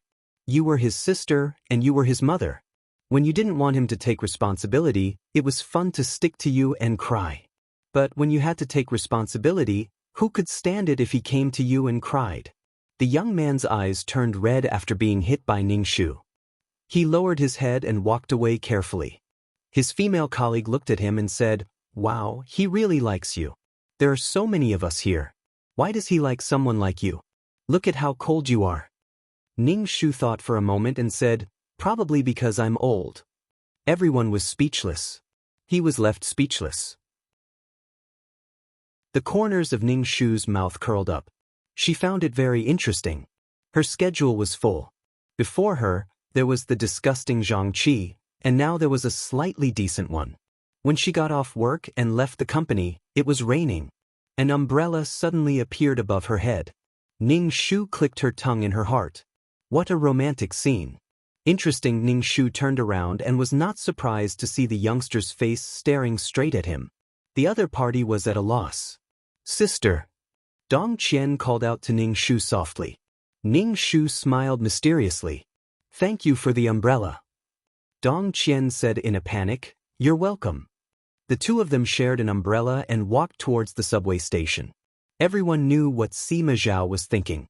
Why did he only take one umbrella and insist that the two of them share an umbrella?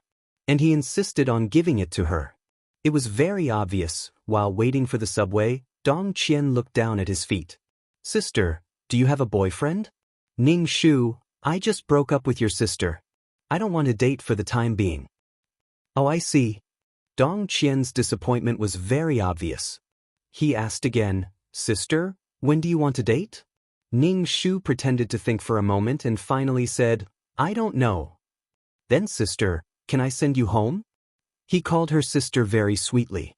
Ning Shu shook her head. No, little brother. Although Dong Qian was disappointed, he did not pester her. After sending Ning Shu to the subway, he stood there for a while until the subway left the station. Ning Shu called Zhang Qi. Hurry up and transfer the money to me. Zhang Qi, that he was simply an evil spirit. All he knew was to ask for money. Ning Shu, no matter how much it is, transfer it to me. Zhang Qi was about to speak when Ning Shu heard a girl's voice on the other end. Who is it? Zhang Qi seemed to be hurriedly covering the phone. He faintly said, It's a colleague from the company. Ning Shu snorted. He did not expect Zhang Qi to find a new target so quickly. She directly threatened, If you don't pay me back, I'll tell your current girlfriend about you.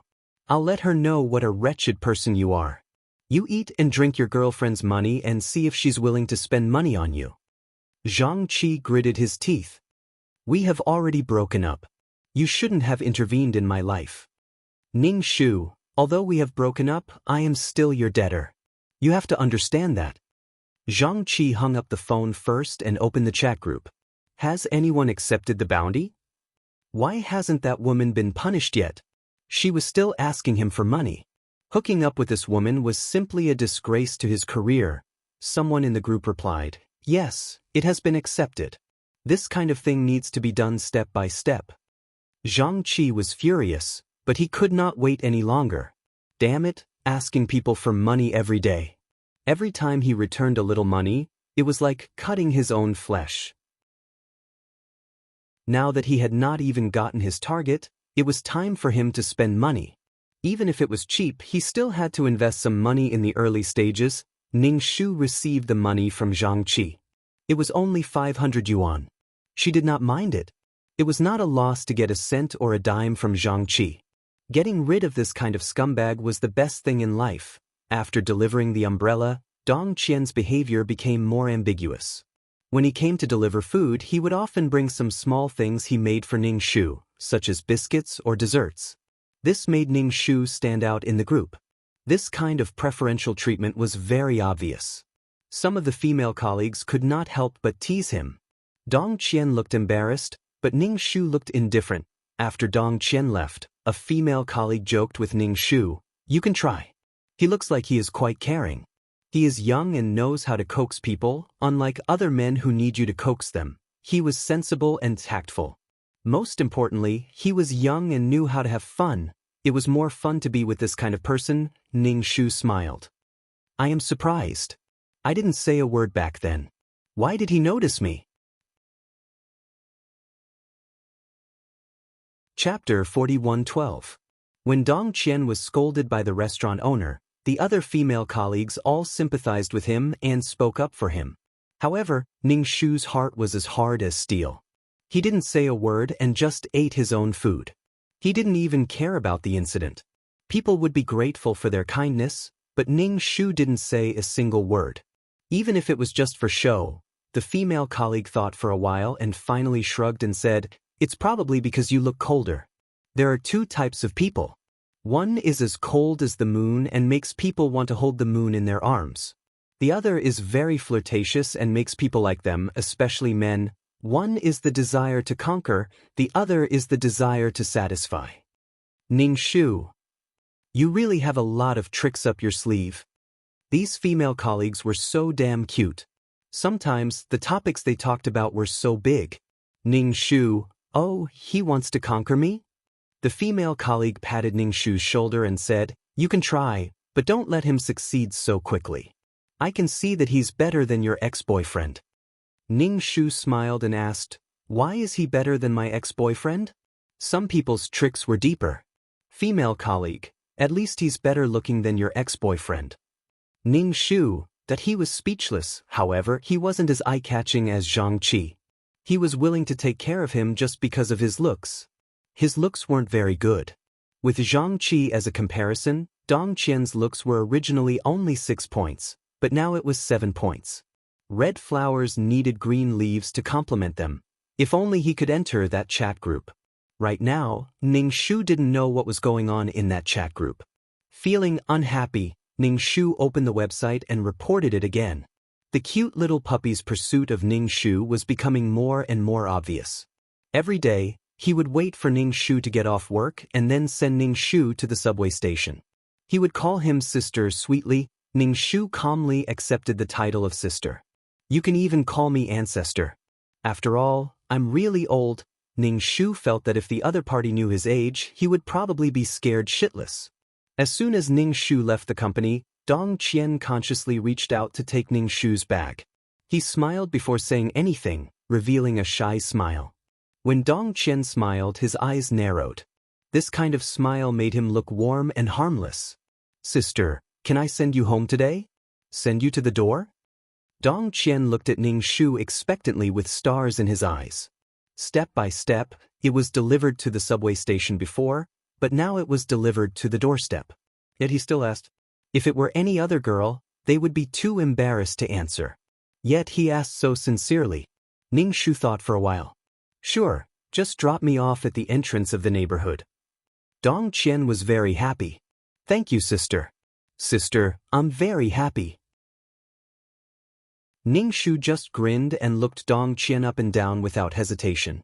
Dong Qian smiled and asked Ningshu, Sister, am I good looking? Ningshu nodded. Not bad. You're better looking than my previous boyfriend. Dong Qian didn't care at all about her mentioning her previous boyfriend. Instead he asked, then I didn't charm you? Ningshu was immune to such words. She shook her head. He pretended to be defeated. Why can't I charm you even though I'm better looking than him? Ningshu thought for a while and said, probably because he's ugly. Dong Qian laughed. Sister, I like you more and more. Can you like me too? He begged Ningshu coquettishly, like a pitiful puppy, staring at Ningshu pitifully. Ningshu looked at his head and stretched out her cold hand. This body was destroyed after all. Although it was revived due to excessive blood loss, its hematopoietic function was not good. It was only autumn and Ningshu was already cold. The cold touch almost made Dong Qian shiver. Ningshu's fingers slid down his cheek to his chin. Then, she lifted his chin slightly and looked at his face. Dong Qian was a little nervous and his eyelashes trembled. Ningshu snorted and let go. Little brother, how can you ask for love? Dong Qian grabbed Ningshu's hand. Why is your hand so cold? Let me warm it for you. Ningshu did not struggle. Why would she reject a human-shaped hand warmer? Young lads were indeed full of vigor. Ningshu immediately felt her hands become much warmer. The warmth spread from her hands to her whole body. The train arrived at the station. Ningshu and Dong Qian got off the train. During this time, Dong Qian didn't let go of Ningshu's hand and Ningshu didn't remind him. During this journey, Dong Qian's mouth didn't stop. He asked Ningshu what he liked to eat, what he liked to do, what he hated, and what he didn't like to eat. It seemed that he doted on Ningshu. Ningshu's face showed a suitable smile. Dong Qian said, Sister, you should smile more. You look so good when you smile. Ningshu's smile didn't change. Is that so? Dong Qian's eyes were clear and affectionate when he looked at people. Compared to Dong Qian, Zhang Qi was nothing. Logically speaking, Ning Shu should be able to accept Dong Qian quickly now that he was in a relationship. It was better to take advantage of this situation. Dong Qian sometimes looked at Ning Shu with a puzzled expression. Sister, did I do something wrong? Why don't you accept me? Ning Shu let go of Dong Qian's hand. Dong Qian, I guess it's because your previous relationship was so sad that you didn't dare to believe in love. Ning Shu smiled and shook his head. No, guess again, Dong Qian, then it must be because I'm not good enough. You can't open your heart. Ning Shu nodded. That's right. Dong Qian. I will become better. Sister, believe me. Ning Shu, I'm here. You can go back. Dong Qian waited until Ning Shu's figure was out of sight before he turned and left.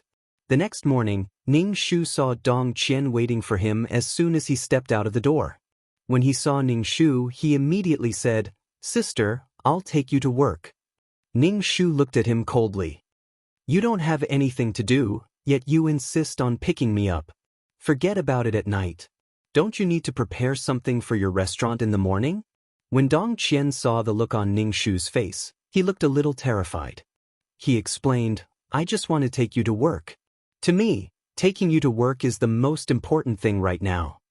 Ning Shu nodded indifferently and did not say anything to him. Dong Qian followed behind Ning Shu and said pitifully, Sister, I was wrong. I just wanted to see you. I didn't sleep well last night. I wanted to see you as soon as the sun rose. Ning Shu turned around and looked at him. You didn't do anything wrong. Dong Qian felt even more wronged. Then why are you angry? Don't be angry. It's all my fault. Ning Shu, are you looking for a girlfriend or an ancestor? Chapter 41:13. Men were naturally rational while women were naturally emotional. It was impossible for a woman to not feel touched and softened when facing such a pitiful man. Ning Shu looked touched as she looked at Dong Qian and asked, What do you like about me? Do you want my heart to be hard? Dong Qian smiled. Is there a reason to like someone? Ning Shu laughed. Of course there is a reason. If there were no conditions or reasons, then an outstanding person would have the same advantages as an uncompetitive person. Then there would be no such thing as selection. Even when buying things, one would know how to choose between good and bad. First, one would know if they liked the thing or not. Then, one would consider the advantages of the thing. If the thing did not touch the person's heart, then one could only give it up. Good-looking, outstanding, beautiful, everyone would like it. Dirty and ugly, who would like to see it? Otherwise, what was the point of being outstanding? Being outstanding was to realize oneself and be more competitive in the world.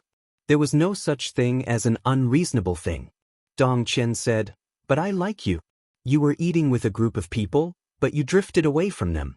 The coldness on your face made my heart ache. Ning Shu's black face was filled with question marks. The coldness on my face made your heart ache. I'm cold? Okay, I'm a cold and heartless person. Dong Qian reached out and held Ning Shu's fingers. I want to warm you. What Ning Shu was thinking was, Brother, you're actually holding a corpse. Her consciousness was controlling this corpse. When her consciousness left the body, this body would turn into a corpse. And some of her senses were becoming more and more numb as time passed. Ning Shu felt that she could not delay any longer. If she delayed any longer, she might become a zombie with livor mortis all over her body. If she knew, she might piss her pants in terror. Ning Shu chuckled, You want to warm me up? Brother, it's not that I want to say this, but I really want you to touch my heart and see if it's beating at the speed of a normal person. Dong Qian looked at Ning Shu and smiled meaningfully. He could not guess what she was thinking. Girls just wanted others to dote on them, treat them well, give them gifts, and have someone to accompany them when they were sad. They were born with abundant emotions. When they were pampered, they were gentle and beautiful. When they didn't get what they wanted, they became hysterical. However, Dong Qian couldn't see what she wanted from this woman. She didn't change because of other people's love. It was like a dog biting a hedgehog, and he didn't know where to bite. He could only treat her better and get closer to her heart. Dong Qian asked, When is your birthday? In addition to spiritual companionship, he also needed material support. Ning Shu only said, "It's still early, still early." Dong Qian asked again, "Then what's the plan for the next plot?" Speaking of Valentine's Day, every month there would be a fixed day for Valentine's Day. This would force all the men in the world to rack their brains for gifts every day. Ning Shu shook his head. "I don't have any plans. If you insist on talking about plans, I'm probably working overtime." After all, social animals had no life, only survival. Dong Qian was speechless for a moment. "Work is endless. You should let yourself relax once in a while. How about I arrange for that day?" "Ning Shu, what plans do you have?" If they went to an amusement park and rode a roller coaster, she might lose her head after one round. Then it would become a horror script. In the future, Dong Qian might not have any interest in women and would be traumatized. "Dong Qian, that's a secret. You just need to let me arrange the time for that day. May I have the honor?" Ning Shu nodded. "Okay, I'll give you the chance, okay?" She hoped that her head wouldn't fall off. Dong Qian probably wouldn't be so blind as to insist on going to an amusement park. After all, he wasn't a middle school or high school student. Dong Qian was very happy. His joy was beyond words, and he was simply happy. Ning Shu also laughed. When Dong Qian saw Ning Shu smile, his smile became even brighter. There was a simple joy in it. Dong Qian walked Ning Shu to the entrance of the company. He said lovingly, "Remember to take leave the day after tomorrow." Ning Shu nodded. Dong Qian reached out and rubbed Ning Shu's forehead. When he retracted his hand, there were a few strands of hair stuck to his palm. Recently, Ning Shu's qi and blood were deficient. The biggest sign was that she was losing her hair. When she woke up in the morning, Ning Shu's hair was on the pillow, Ning Shu's hair was on the floor, and Ning Shu's hair was on the comb. However, there was no hair on her head. She was severely deficient in qi and her body was between a corpse and a living person. Ning Shu suddenly had a strong mischievous feeling in his heart. He was so excited, so excited. Dong Qian picked up the strands of hair in his palm. "You should rest. Look at your hair loss. You'll go bald easily." "Ning Shu, thank you. Everyone will go bald someday. You look like you have a lot of hair now, but you'll go bald in the future. You're a little fresh now, but you'll become a greasy bald old man in the future. Come on, spit venom at each other." Dong Qian's expression changed. He couldn't help but rub his arms. This was too scary. "Don't say any more. I definitely won't become a greasy old man in the future." Ning Shu added, "Not only greasy, but also wretched. Let's go in." Dong Qian looked like he didn't want to talk about this topic. "I'll work hard from now on. I won't give you the chance to despise me." Ning Shu just smiled and didn't say anything. She didn't want to know what surprise Dong Qian had prepared for her. In short, it was just that. She didn't believe that there was anything unexpected. Ning Shu felt that it wasn't possible to shock an experienced driver like herself. Now that her relationship with Dong Qian was hazy and ambiguous, Dong Qian had already made it very obvious. It just depended on how Ning Shu responded. If Ning Shu took the initiative and replied, there would be a story between them. But if Ning Shu didn't reply, there would also be a story between them. Ning Shu still went to ask for a day's leave from her boss. The reason was that she had to go to the hospital for a checkup. Her boss had no reason to refuse and could only agree with a black face. However, he still nagged her. "Girls, it doesn't mean that they'll have a peaceful life if they marry well. After marriage, men, in-laws, and children are all troublesome matters. It's important to find a man, and it's the same for work. Look, you've asked for leave and some progress has fallen behind. You have to have a sense of community. Can a man give you money? Only what you earn is real. Look at you. For a man, your body can't take it anymore. You don't have any money. Is it worth it?" Ning Shu readily said, "It's not worth it." "You're right. It really wasn't worth it." The boss waved his hand at Ning Shu. "Go, get your body better before you come back to work." Chapter 41:14. In the meantime, Dong Qian called to ask if Ning Shu had applied for leave. Ning Shu said that she had already applied for leave and would be free the day after tomorrow. Dong Qian's kindness to Ning Shu became more and more obvious. During lunch, Ning Shu's food was twice as much as the others. There were desserts and fruits, and there were several types. The other female colleagues were envious. What kind of godly boyfriend was this? He was so unscrupulously good to others. No woman could resist such warmth. However, these things were really a burden to Ning Shu because her digestive ability was getting worse and worse. After eating, it felt heavy in her stomach and was very uncomfortable. She was not in a good condition and ate things that were hard to digest, especially cold and overly sweet things. They would be wrapped up in her stomach and could not be digested.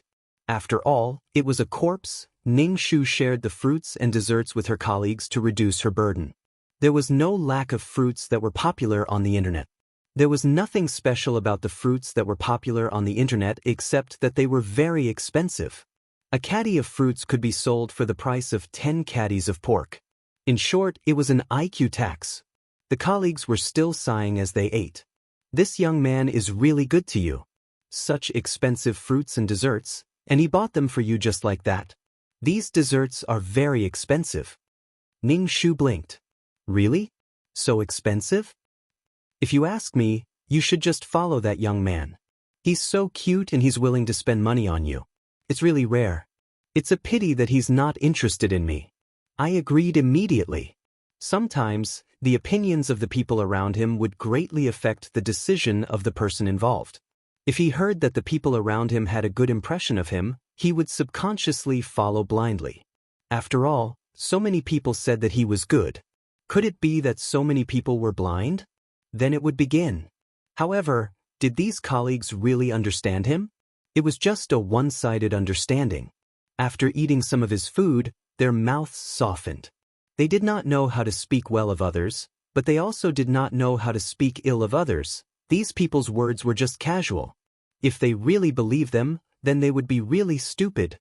There were still 2 days left. Dong Qian called Ning Shu and said that he would not be coming to pick her up. When a person is used to another person's behavior and friendliness, they will not be used to it if it suddenly disappears. Previously, Dong Qian wished he could become a pendant on her leg, but now, he had disappeared without a trace.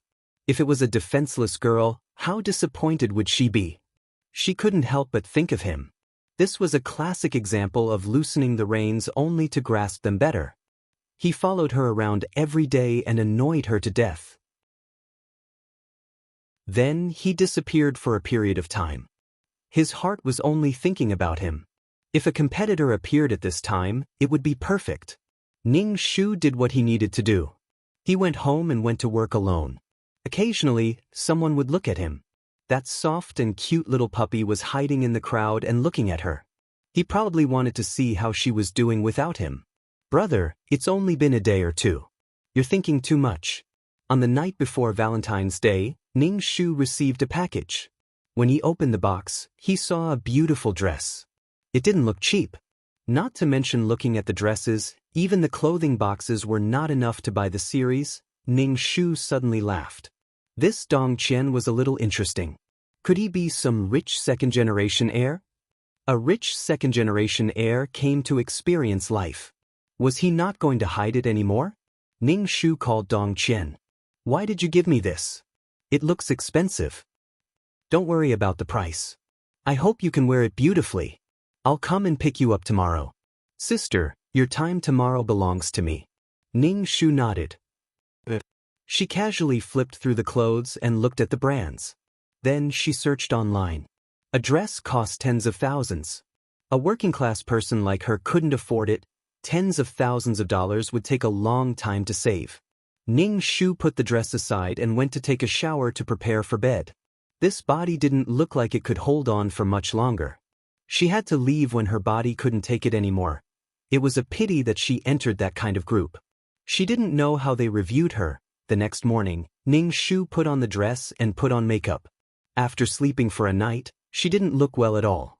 Although she had received a blood transfusion, she was already dead. Her body couldn't do anything. She had to put on heavy makeup. Dong Qian called. Are you ready? I'm waiting for you downstairs. Ning Shu said casually, I'll be right down. She hooked on a pair of high heels, grabbed her bag and went out.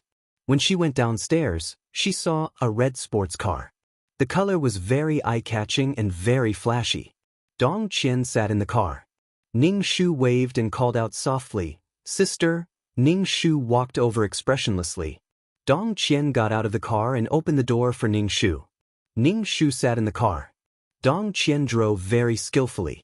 He could even reverse the car with one hand. One look and you could tell that he was an experienced driver. Such a luxurious car appeared in a not-so-good neighborhood. Naturally, it attracted a lot of attention. They left the neighborhood. Dong Qian saw that Ning Shu didn't have any intention to speak. He could only start a conversation. "Sister, I knew you would look good in this dress. It's just as I expected." Ning Shu said, "Thank you for the dress." Then she didn't say anything else. Dong Qian could only say pitifully, "Sister, are you blaming me?" Ning Shu raised her eyebrows. "Why would I blame you?" Dong Qian carefully sized up Ning Shu. When he realized that she wasn't angry, he suddenly felt a little defeated. "Sister, why aren't you angry? You're angry that I hid my identity." Ning Shu said very magnanimously, "You naturally have your reasons for hiding your identity. It's not my place to be angry." Dong Qian couldn't help but ask, "Aren't you angry at all? I wasn't honest with you and didn't use my real identity to get to know you." Ning Shu, "Oh, you're free to use whatever identity you want to meet others." Dong Qian, "I'm really fucking, aren't you angry at all?" Ning Shu was a little impatient. "You have to care about whether I'm angry or not." "Fine, I'm angry." Dong Qian changed the topic. "Sister, I've booked a restaurant. Let's go there." Ning Shu nodded. "Very good. A Western restaurant doesn't have much food. Fortunately, it wasn't hot pot. Otherwise, she wouldn't be able to finish it." Ning Shu turned her head and looked out of the car window. Damn it. She didn't feel hungry. She didn't eat much last night and didn't eat in the morning. But she didn't feel hungry. This isn't a good sign. She can't turn into a zombie. She will definitely be destroyed. If Dong Qian was her target, then it would be fine. If she was wrong, then she would waste a lot of time. Chapter 41:15. If his body couldn't take it in advance, his efforts in this world would have been in vain. It was fine if his efforts were in vain, but Gu Liang's death would be in vain, and the culprit would be fine. This was too insignificant. Moreover, what kind of person created this chat group? The development of anything would become extreme in the hands of some people. Were there many men like Zhang Qi? Anyway, Ning Shu felt that there were many. There were too many wretched men whose minds were completely dominated by desire. There would definitely be more and more chat groups like this in the future. They would provide a carnival for those who failed and refused to face reality. They would blame the heavens and blame others, and they would hurt girls who didn't know anything. There were too many things to solve. When Ning Shu thought of the soul of the owner of this body, she couldn't help but feel resentful. It wasn't worth it to commit suicide for such a man. She had lived for so long. Some people tried their best to live, but some people gave up their lives so easily. Ning Shu didn't do these things for the sake of this body. She did it for the sake of the girls who were still alive and full of hope and vitality. Dong Qian held the steering wheel and looked at Ning Shu. Seeing her deep look, Dong Qian couldn't help but ask, "What are you thinking about? Are you trying to cut me into pieces in your heart?" Ning Shu smiled. "If I want to cut you into pieces, I don't need to think about it. I can just do it." Dong Qian also laughed. Obviously, he thought Ning Shu was joking. Dong Qian brought Ning Shu to a high-class restaurant. As soon as they walked into the restaurant, they didn't feel anything other than the strong fragrance of flowers that assaulted their senses. In such a big restaurant, there was a huge heart-shaped flower sea made of roses. In the middle of the flower heart was a table with candles on the table. It looked like a romantic dinner. Early in the morning, Ning Shu smelled the strong fragrance of roses and felt nauseous. Her throat moved. "Sorry, I feel like vomiting," Ning Shu said. "No other guests?" Dong Qian said, "I booked this restaurant. Today, the restaurant's time is at our disposal." Raising his thumb, Ning Shu said with a smile that wasn't a smile, You can be willful when you're rich. Dong Qian placed one hand on his chest, bowed slightly, and extended the other hand in front of Ning Shu. Madam, may I have the honor to invite you to dinner? Ning Shu placed his hand in Dong Qian's. Of course, it's your honor. Dong Qian didn't feel offended in the slightest. Instead, he smiled happily. Holding Ning Shu's hand, he stepped on the petal-covered ground and slowly walked towards the dining table. Surrounded by the sea of flowers, Ning Shu could no longer stand the fragrance of the flowers. He sat down with an ugly expression on his face.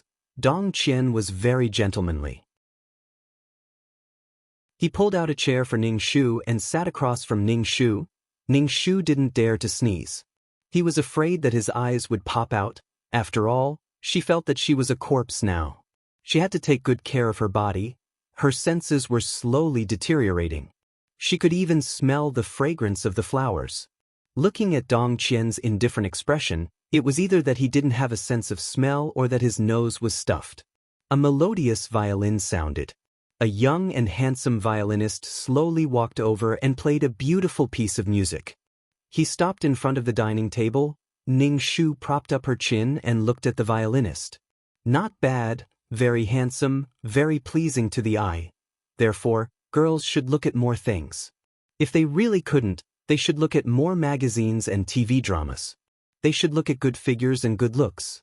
If they could improve their aesthetic standards a little, they wouldn't be like the original owner, who committed suicide for such an unsightly man. Logically speaking, the dead should be respected. However, Ning Shu still couldn't help but want to say, it's not worth it. After the song ended, the melodious sound of the violin stopped at the end of a note. It was melodious and lingering, making people immersed in it. Ning Shu smiled.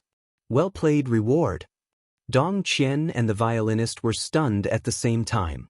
Ning Shu said indifferently, can't I reward? Dong Qian nodded and said with a smile, of course you can. Then, she said to the violinist, go and tell your manager. The violinist said and left. It was his job to play the violin for the guests. If the guests gave him a tip, he would just accept it. There was no reason for him to reject it. Dong Qian said to Ning Shu, if you like it, let him play for a while longer. Ning Shu said, no need. No matter how good it is, I'll get tired of it if I listen to it a few more times. Dong Qian pushed the menu in front of Ning Shu. Order whatever you like. Ning Shu casually ordered a very small steak. If she ate too much, she was afraid that she would vomit. Eating steak early in the morning, thank you very much. Dong Qian looked at the menu. This steak had the least amount, but it was the most expensive. She must have ordered it based on the price. Dong Qian smiled. He wasn't afraid that she would spend money, but he was afraid that she wouldn't want to spend his money. Dong Qian ordered the same thing as Ning Shu, an extremely expensive bottle of red wine. Dong Qian said, sister, you're still angry with me. Don't be angry anymore. Ning Shu said, I'm not angry. Whether you believe it or not, I'm not angry. Dong Qian said pitifully, sister, I don't know how to describe my feelings right now. I'm worried that you'll be angry, but I'm also afraid that you won't be angry. If you're angry, it means that you care about me. If you're not angry at all, it means that you don't care. That shouldn't be the case. With the knife in her hand, she shouldn't be angry anymore. When a normal girl faced this kind of situation, not only would she not be angry, but she would also be terrified and feel inferior. Hashtag I thought that the man who chased me was a poor man, but he's a rich second generation. Hashtag how should I face a man who looks poor but is actually rich? Hashtag Ning Shu just said, okay, I'm very angry, very angry. You're hiding secrets. Dong Qian's clear eyes flashed. What secrets do I have? Sister, are you willing to be my girlfriend? In the future, we'll spend our lives together. If we have secrets, we'll share them. Ning Shu was still expressionless. There was no surprise or fear on her face. This made Dong Qian very nervous. He begged, I beg you, sister. Ning Shu said, brother. Sister and brother were having fun. Dong Qian immediately broke into a bright smile and raised his glass. Sister, I toast you. Ning Shu raised her glass and clinked it with his. She wanted to say something but hesitated. I have a question, but I don't know if it's appropriate to ask, Dong Qian said. It's time for us to be boyfriend and girlfriend. I'll answer whatever you ask. Sister, you can ask, Ning Shu said. Then I'll just ask. Brother, do you lack motherly love? Actually, you'd rather call me mom. Dong Qian. Chapter 41:16. The conversation fell into an indescribable awkwardness and stagnation. Ning Shu didn't mind drinking the red wine, not caring if she said something she shouldn't have said. Dong Qian said pitifully, I really lack love, please take pity on me. Ning Shu sneered with a mocking expression. What if I don't love you? She looked very heartless, but Dong Qian seemed to like Ning Shu's half-dead look. He said directly, Then I'll beg you, sister, you will definitely take pity on me. At this time, the steak was served. The steak was so small that it was only half the size of a palm. If it was cut, there would only be a few pieces. Dong Qian cut the steak for Ning Shu. Ning Shu took a bite. Sure enough, expensive things had their reasons. It was just that there was too little of it. Dong Qian didn't ask Ning Shu if she wanted another plate. He asked the waiter to serve it again. Ning Shu stopped him. No need, it's fine as long as I've tried it. Dong Qian said, I think you like it a lot. Ning Shu was expressionless. She said half-dead, There are many things I like in the world. Do I need to have them? Ning Shu didn't give him any face, but Dong Qian wasn't angry at all. Sister, you know how to live. But there are too many people in the world who have too many desires. There are too many things they want, but when they can't get them, they will toss and turn in bed. Ning Shu snorted and looked at Dong Qian without saying anything. Dong Qian said, Sister, I'll take you out to play later and introduce you to my friends. He looked eager. I want the whole world to know about our relationship and give us their blessings. Ning Shu looked at him like he was an idiot. How can they give us their blessings?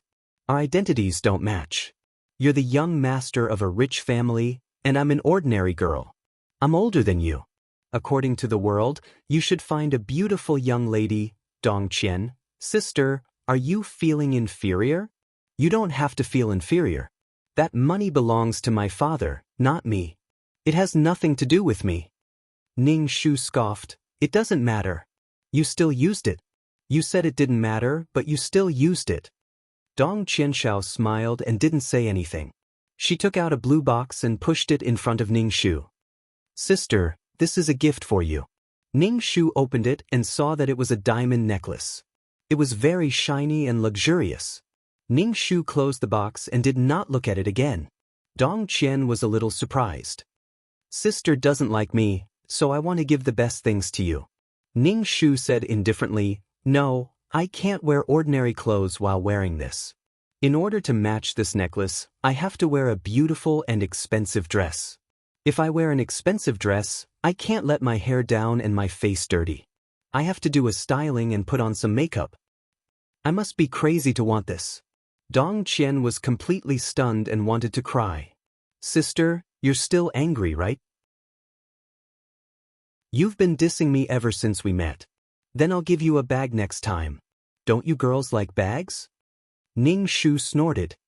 I'm carrying a branded bag, and the clothes I'm wearing don't have any texture at all. People can tell at a glance that I'm someone who's going on a diet just to buy a bag. I must be crazy to let people see through me at a glance. I don't want to carry a branded bag to the subway. It's like paying tribute to an ancestor. People will think that I'm carrying a fake. Dong Qian. You girls. His expression was a little complicated. In the end, he had no choice but to ask Ning Shu, Sister, what do you want? Ning Shu, Love, of course it's love. Dong Qian, Sister, what I want is love too. Both of them were smiling as if they were looking at each other affectionately. Next, Dong Qian took Ning Shu to all kinds of places where money was cheap. She wanted to see the power of money, rich people's clubs, parties, and extravagant things. As a girl who worked hard at the bottom, she was naturally terrified and worried when she suddenly entered a field and class that didn't belong to her. Ning Shu's face was pale and she was extremely nervous. She said to Dong Qian beside her, I want to leave. I shouldn't have come to a place like this. I'm worried that I'll embarrass you. The girl who was as stubborn as a knife, finally showed her fear. She behaved like a normal girl. In the face of such a huge gap, it was useless to be stubborn. Dong Qian held Ning Shu's hand. "Don't be afraid, I'm here. I'll protect you." Ning Shu looked at Dong Qian and finally smiled. "Fortunately, I have you by my side. Otherwise, I'd be so scared." Damn, this guy was crazy. He brought her to a place like this to be publicly executed. Coming to a place like this meant that one had to have status. In short, having money didn't mean having power. Even if she was a girl, she should be from a rich family or a rich family to enter such an occasion. She was an ordinary girl coming to a place like this. TSK. He said that he loved her, but his actions didn't say that. He was either showing off or humiliating her to destroy her self-confidence. Ning Shu looked terrified, but she was very excited. What a familiar feeling, what an interesting scene. Ning Shu followed behind Dong Qian with a trembling face. Dong Qian was still comforting her gently. "Don't be afraid, I'm here." Ning Shu couldn't help but roll her eyes. He dragged her into the circle of wealth and fame so violently. He didn't care if she could stand it or not. Ning Shu looked at him with eyes full of reliance and admiration. "I believe you." I vomited. Ning Shu and Dong Qian were in the circle of fame and fortune. Dong Qian introduced her to everyone. "This is my girlfriend." Someone asked, "Which family is she from?" Dong Qian said, "She's an ordinary person. Her family isn't very well off, but she's a good person." Ning Shu's mouth twitched. She smiled without showing her teeth and didn't say anything. Oh, an ordinary person. These people wouldn't say anything in front of Dong Qian, but they would definitely say something behind his back. Ning Shu saw many people gathered in twos and threes. When they talked, they glanced at her a few times. They must be talking about her. She didn't need to think to know what they were talking about. They wouldn't say anything about Dong Qian. At most, they would talk about her social status and despise her behind her back. She didn't belong to this place like Gidge. Her appearance here was an offense to these people. Everyone here was a person of status. Why did a woman with nothing like her come here by hooking up with a man? Ning Shu didn't care about these people's words at all. She looked terrified. "Dong Qian, did I embarrass you?" Dong Qian, "No, sister. I'm very happy. I feel like we're together." Ning Shu, "Ha." Chapter 41:17. Ning Shu's expression was extremely fearful, and she was especially reliant on Dong Qian, trembling in fear. Dong Qian consoled her, "Don't be afraid. Just treat it as a normal situation. There's nothing to be afraid of about these people. They all have eyes and mouths. If anything happens, I'll take care of it for you." Ning Shu's eyes lit up instantly. They were bright and piercing. She asked uncertainly, "Really? Can I really do that?" "Of course, you can do anything you want." Ning Shu hugged Dong Qian's arm. "Thank you. You're so nice." Dong Qian smiled. He then saw Ning Shu holding a wine glass and making her way into the crowd. Everyone else was talking in twos and threes. She wasn't afraid of being awkward and insisted on interrupting, introducing herself as Dong Qian's girlfriend. When others were talking, it gave off an extremely bad impression. Furthermore, so what if she was Dong Qian's girlfriend? However, on account of Dong Qian, these people merely greeted her indifferently with an arrogant and perfunctory attitude. As for Ning Shu, it was as though she didn't notice anything. It was as though it was an honor to talk to these people as she chattered on endlessly, completely ignoring the feelings of the people around her. Dong Qian looked at her from afar, swirling his wine glass gently with a smile. However, he didn't come over to help Ning Shu out or even pull her away. He watched as she tried her best to blend in with the crowd. It was especially comical. She squeezed into the crowd of men and women. She was like a fly, squeezing here and there, trying her best to get a whiff of the fishy smell. She didn't even care about the stinky faces of others. When she introduced herself, she didn't even care who she was. Dong Qian had said before that she could do anything and didn't stop him. No one could resist the extravagance of a life. That sort of beauty and attraction was irresistible. She was such a cold and indifferent little sister, but now she was so warm and passionate. Therefore, there was no such thing as a person with no desires. It was just that the temptation wasn't big enough and wasn't worth the effort to pursue. Dong Qian smiled, but there was disappointment and disdain in his eyes. Ning Shu consciously showed up in front of everyone before returning to Dong Qian's side. He smiled and said to Dong Qian, "Their words are really interesting." Dong Qian's expression didn't change, but the words that came out of his mouth were a little mocking. "Can you understand what they're saying?" Ning Shu was stunned for a moment before he said, "They're all speaking in their mother tongue, not a foreign language. How can I not understand?" "Dong Qian, it's good that you understand. I was afraid that you would feel awkward if you didn't understand." Ning Shu grinned. His face was flushed red, and he looked much better than before. Ning Shu could feel a lot of eyes on her, so she had achieved her goal. After the banquet ended, Ning Shu held onto Dong Qian's arm and said with a smile, "Can you bring me to more gatherings like this in the future?" Dong Qian frowned. "What's wrong? Do you like this kind of banquet?" Dong Qian's expression didn't look very good. This was a little different from what he had planned. Ning Shu nodded repeatedly. "Yeah, I really like this kind of banquet. I feel like I can learn a lot of things. I've seen a lot of people that I've only seen in magazines. I'm so excited." Dong Qian was silent for a moment. "Don't you feel uncomfortable?" Ning Shu asked back. "Why would I feel uncomfortable?" She didn't know or care if other people felt uncomfortable, but she definitely wouldn't feel uncomfortable. "Dong Qian," Ning Shu hesitantly asked, "Can't I?" Dong Qian, "Of course you can. As long as you like it, I'll satisfy you." Ning Shu looked touched. "Really? Thank you, Dong Qian. You're so nice. You're a good person. You're indeed better than my ex-boyfriend. You don't know that my ex-boyfriend is ugly and poor." Dong Qian, "Really?" Ning Shu was all smiles. "Of course." Dong Qian brought Ning Shu home. When they reached the entrance of the neighborhood, Ning Shu said to Dong Qian, "Do you want to come over for a chat?" Dong Qian couldn't help but complain in his heart. She had never mentioned it before. Now that she had taken the initiative to bring it up, the difference was too big. Dong Qian shook his head. "It's too late. You should rest well. I'm going up. You're going to be busy again. Rest early." Ning Shu nodded. "All right, you should go back too. Drive carefully."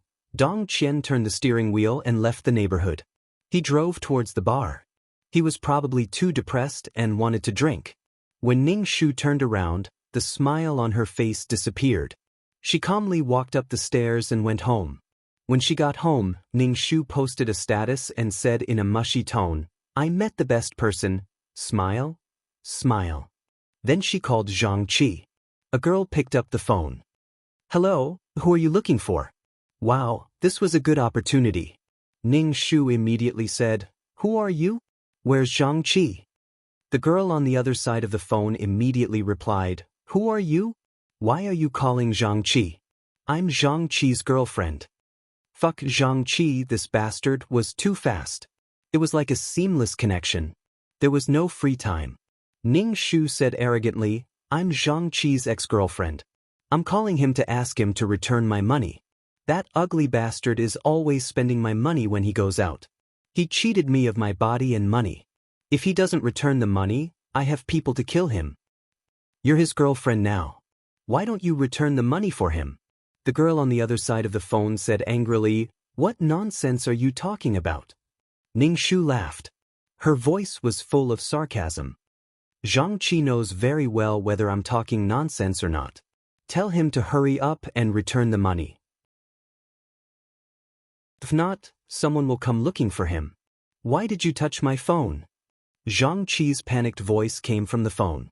Soon the other side of the phone hung up. Ning Shu felt refreshed. The other side must be making a fuss now. It was abnormal for a girl to not make a fuss when she knew about this situation. He had already broken up with his ex-girlfriend, yet he still had to give her money. Which girl could bear it?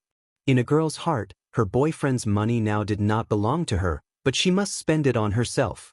Now there was a woman snatching money from him. How could this be? How could this be? If she couldn't tear the ex-girlfriend, then she would tear the boyfriend. Ning Shu took a shower. He raised his arm and smelled his body. By the way, he checked for blood clots and livor mortis. After lying in bed, he received an angry call from Zhang Qi. He roared on the phone, "We've already broken up. I'll return the money to you. Why are you talking nonsense in my girlfriend's ear?" Ning Shu snorted. "I didn't let your girlfriend answer the phone. You dare to yell at me? Pay me back immediately."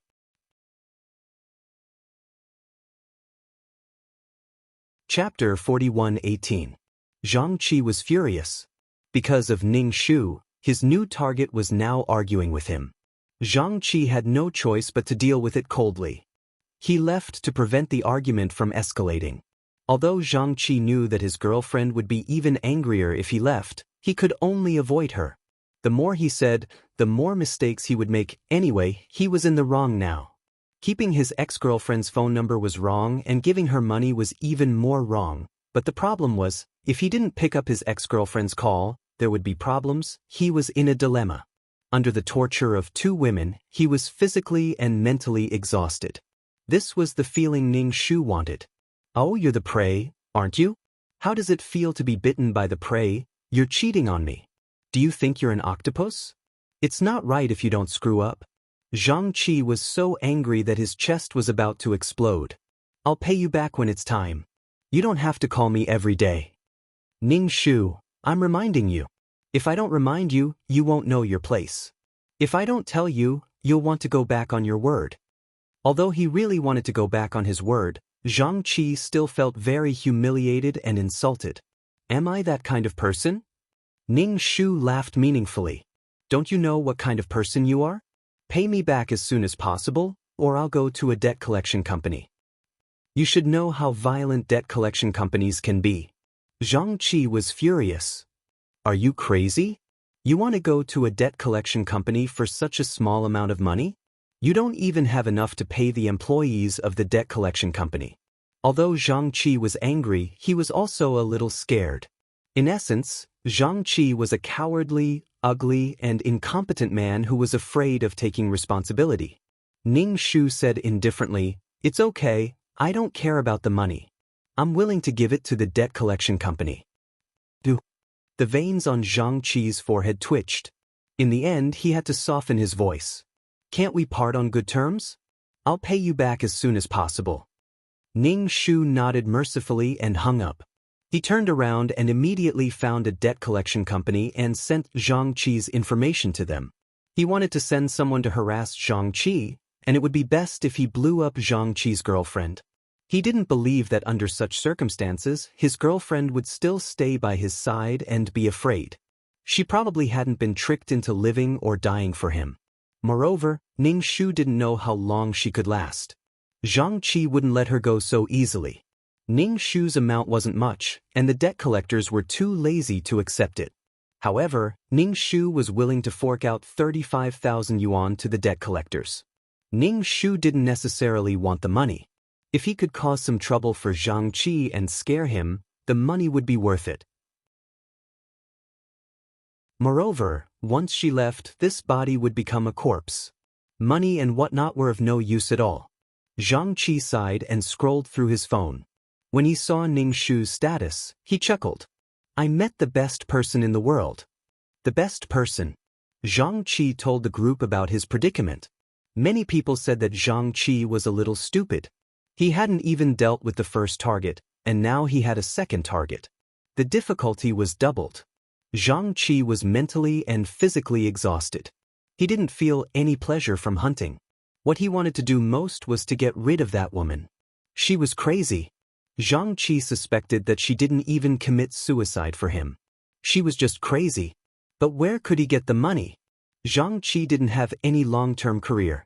He worked here and there to make some quick money. He had no savings. Originally, he wanted to get the money from his new girlfriend. He lied to her that he wanted to start a business. He wanted to borrow money from her to get his medicine. In business, there were always losses and profits. He Kuning was losing money. Unexpectedly, his girlfriend picked up the phone.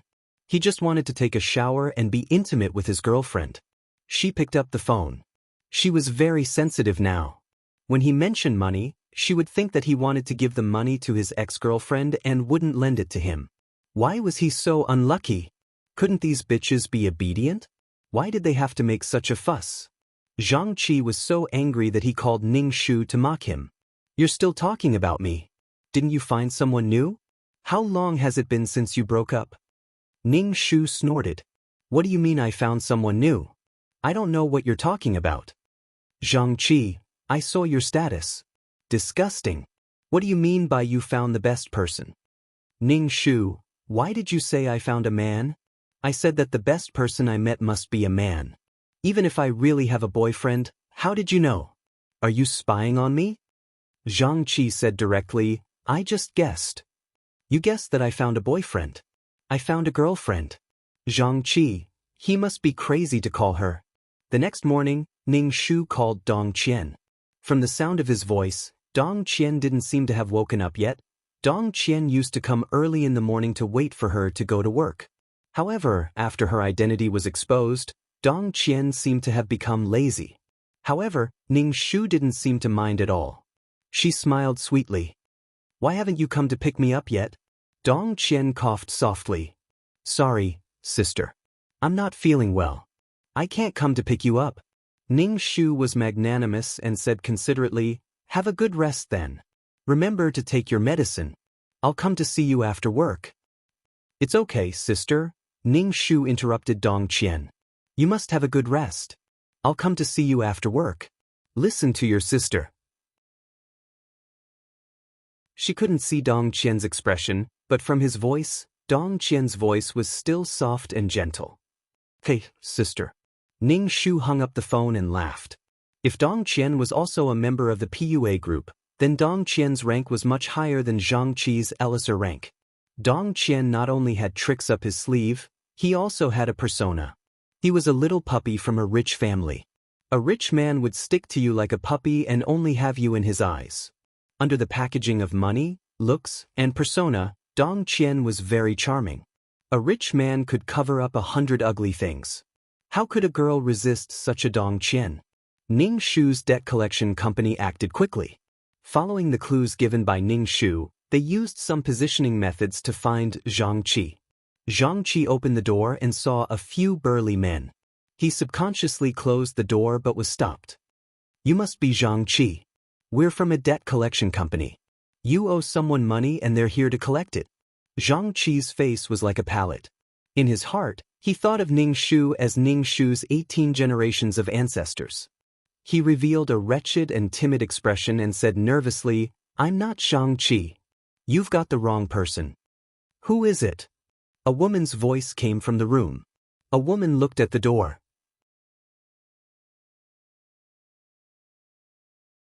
Chapter 41:19. The woman looked at the people at the door suspiciously, then looked at Zhang Qi and asked, Who are you? Zhang Qi immediately said, They're at the wrong place. He looked at these people expectantly. The person you're looking for is next door, brothers. His eyes were full of pleading. If it weren't for his girlfriend, he would have knelt down and begged. However, these debt collectors were not kind people. It was impossible for them to care about Zhang Qi's reputation. They had seen many people who were shameless and reckless in order to collect debts. Their hearts were as hard as iron. They grinned, showing their big white teeth, but they looked fierce for no reason. No, we're here for you, brother. He reached out and patted Zhang Qi on the shoulder, almost making him sit on the ground. How cowardly! The woman asked, Why are you looking for Zhang Qi? These people were not good people. The man said, Zhang Qi owes someone money. We're here to collect money on behalf of the employer. Hurry up and return the money so that we can deal with him. The woman raised her eyebrows and shouted in a shrill voice, Zhang Qi, how much have you lied to me? Now they're here. Zhang Qi didn't know what to do. He was sweating profusely. He couldn't deal with this situation at all. They were asking for money and an explanation at the same time. Zhang Qi didn't know what to do. He wanted to disappear from the face of the earth. Tell me, Zhang Qi, what else did you do outside? I always thought you were an honest man. Zhang Qi was speechless. I don't know, don't ask me.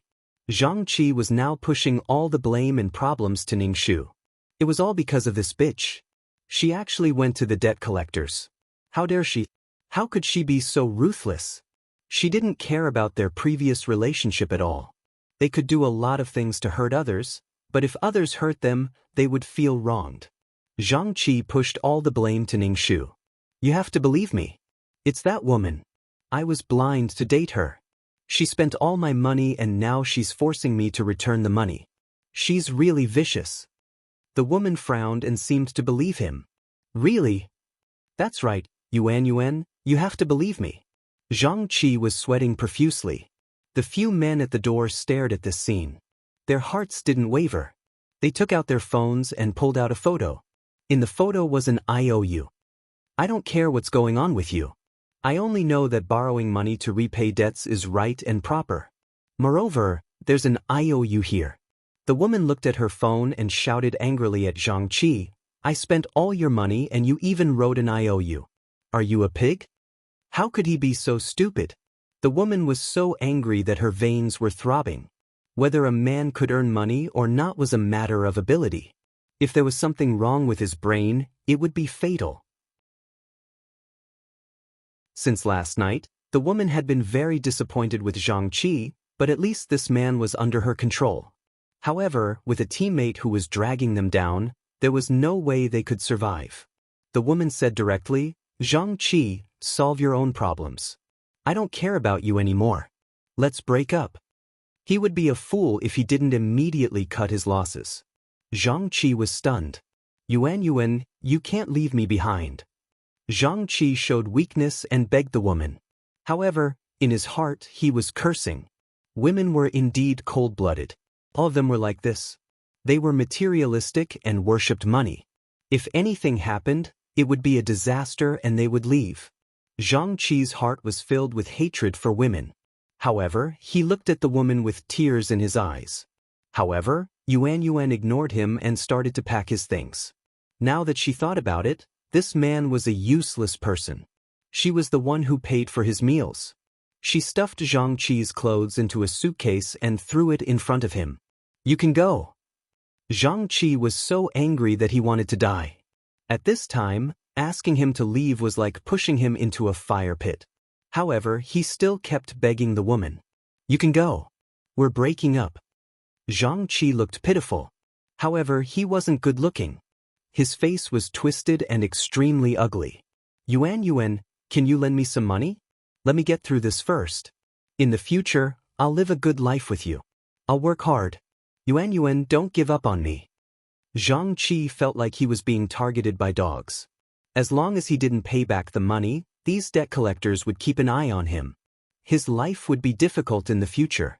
Now, Zhang Qi could only rely on his current girlfriend.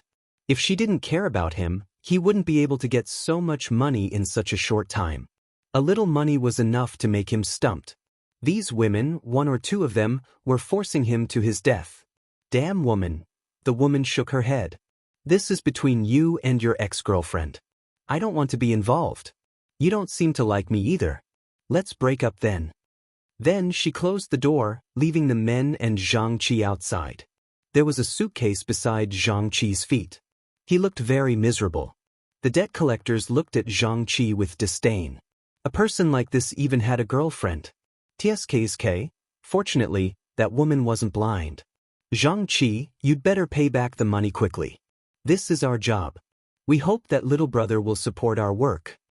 They patted Zhang Qi's shoulder again and again. Each pat was heavier than the previous one. Zhang Qi's heart was beating like a drum. Brothers, please give me some time. Let me get the money. Zhang Qi wagged his tail and begged. He wanted to buy some time. Why was he so unlucky? He was always begging people. Little brother, hurry up. I'll give you 7 days. Don't run away. We can find you. Zhang Qi's hands were trembling as he called Ning Shu. When Ning Shu saw that it was his call, she immediately hung up and blacklisted him. Now, the debt collectors were keeping an eye on him. But did he break up with his new girlfriend? Ning Shu called the debt collection company and asked them about the relationship between Zhang Qi and his girlfriend. Hearing that they had broken up, Ning Shu smiled with satisfaction. Zhang Qi's girlfriend seemed to be a clear-headed person. So far, she seemed to be a clear-headed person. But he didn't know if she could withstand Zhang Qi's coaxing.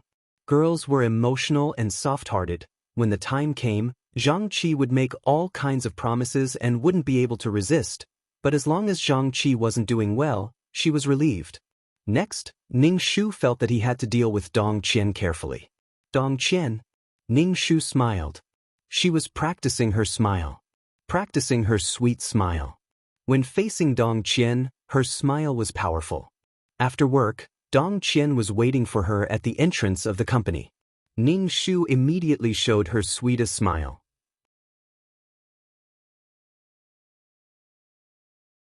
Chapter 41:20. Dong Qian silently looked at Ning Shu's smiling face and narrowed his eyes. This woman used to be as cold as ice, but now she was smiling so brightly. Dong Qian's sports car was very eye-catching. This was a rich man, and a young rich man was even more eye-catching. Ning Shu introduced him to her colleagues. The one in the car is my new boyfriend. Her colleagues looked at Dong Qian, whose sunglasses covered half of his face. They couldn't see him clearly from a distance, so they asked, "Have you forgotten about that little puppy?" He really knew how to play. But where did she find a rich second-generation heir to work with them every day? It was really enviable. Ning Shu smiled shyly. "It's that little puppy." Her colleagues suddenly looked surprised and even a little frightened. "Isn't he a young man with no ability?" Ning Shu said, "No, it's probably to experience life." This made her colleagues even more envious and jealous. They couldn't help but say sourly, "You're so lucky to have met a rich man." Ning Shu shook her head. "It's just so." Everyone around them gritted their teeth and the crowd was filled with the smell of jealousy. Dong Qian saw that Ning Shu seemed to want to continue chatting with her colleagues, so he got out of the car and called her. He still called her sister softly, which made the female colleagues jealous.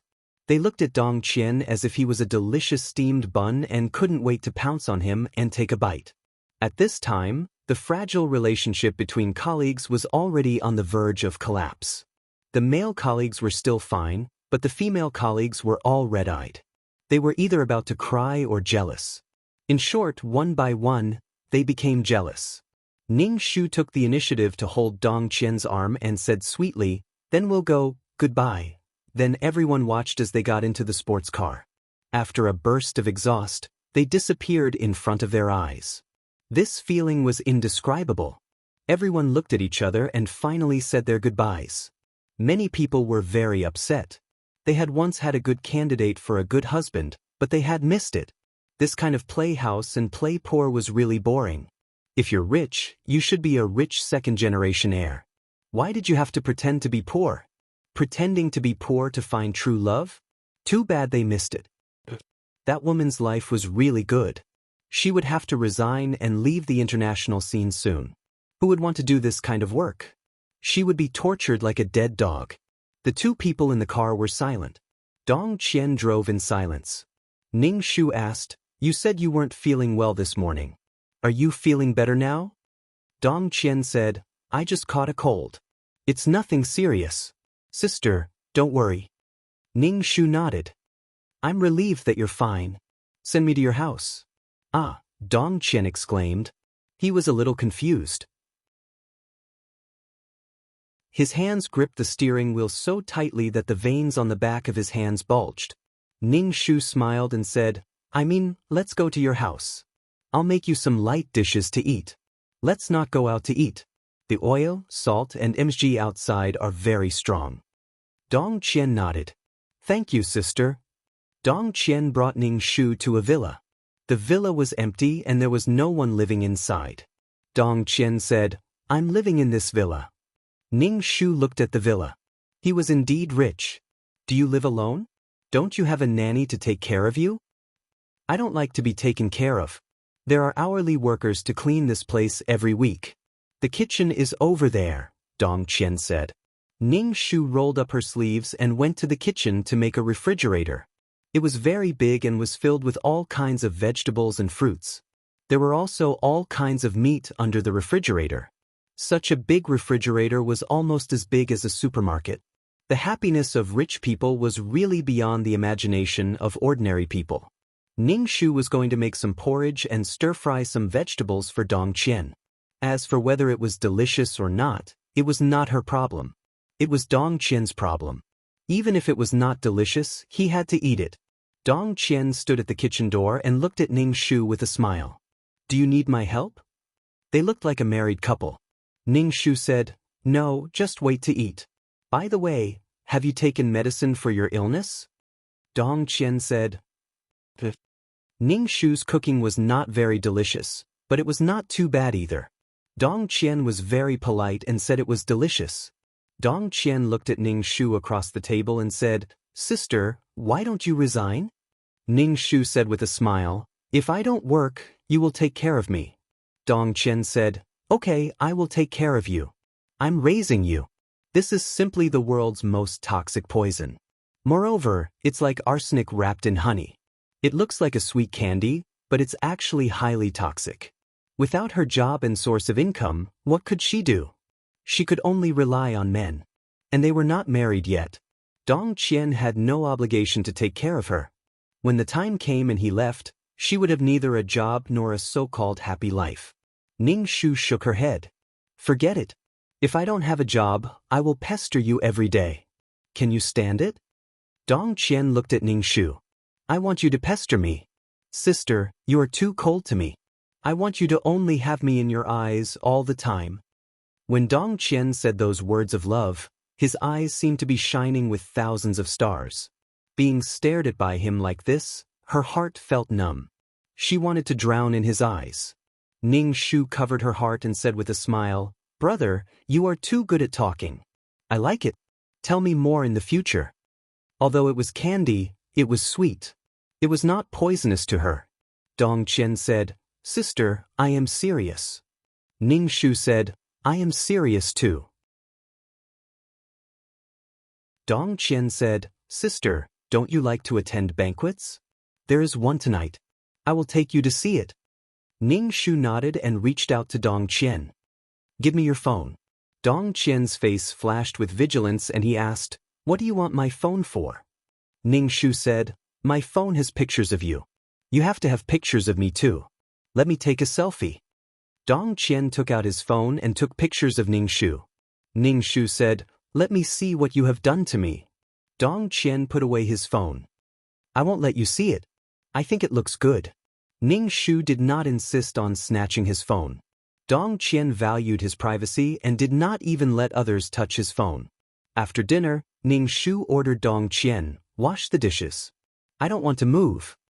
Dong Qian went to wash the dishes obediently. She listened to him in the kitchen and looked around the villa. Living in a big place was indeed more comfortable. It was more spacious. It was not like her shabby neighborhood. It was cramped and uncomfortable. Living there made people feel depressed.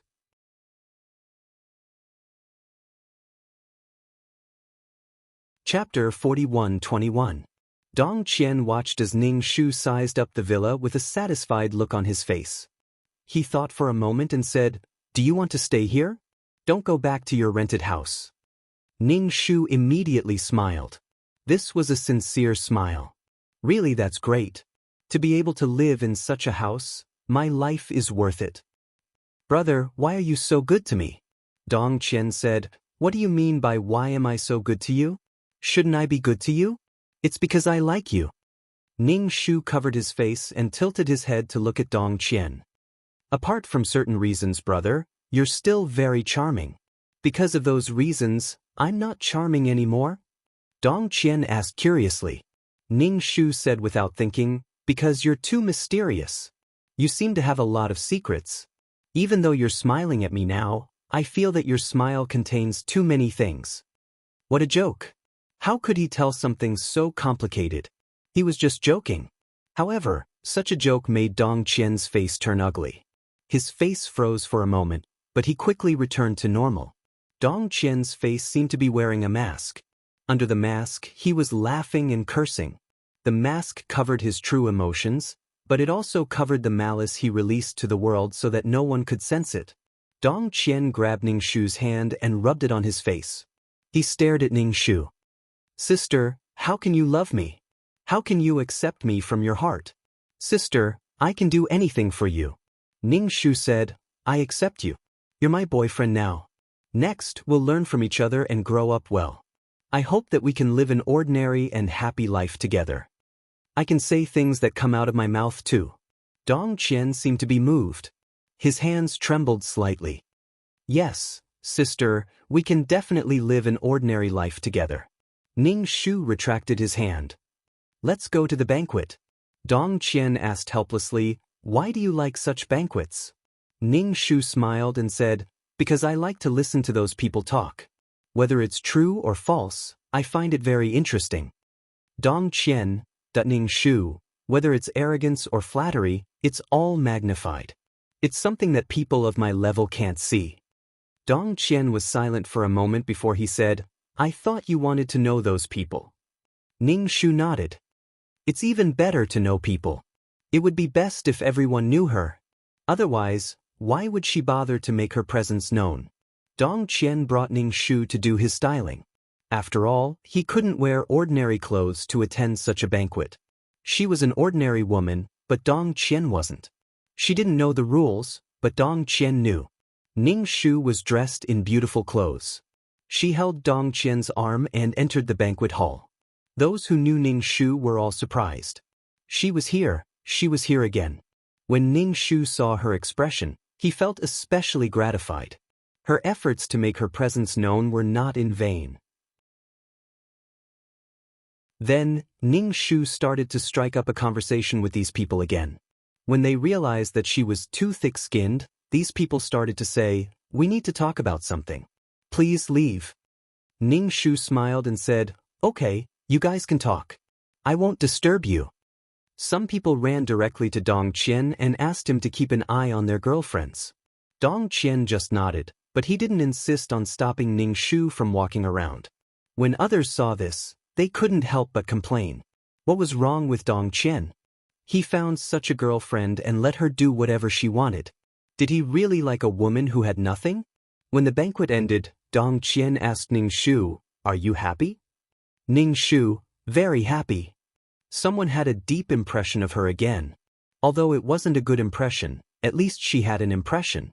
Ning Shu asked again, is it because of me that others are unhappy with you? I don't care about other people's feelings. I won't be wronged because of others. Those outsiders' words are just farts. Dong Qian said. Ning Shu was very touched. Brother, you're so nice. Dong Qian, then sister, do you love me? Ning Shu, love.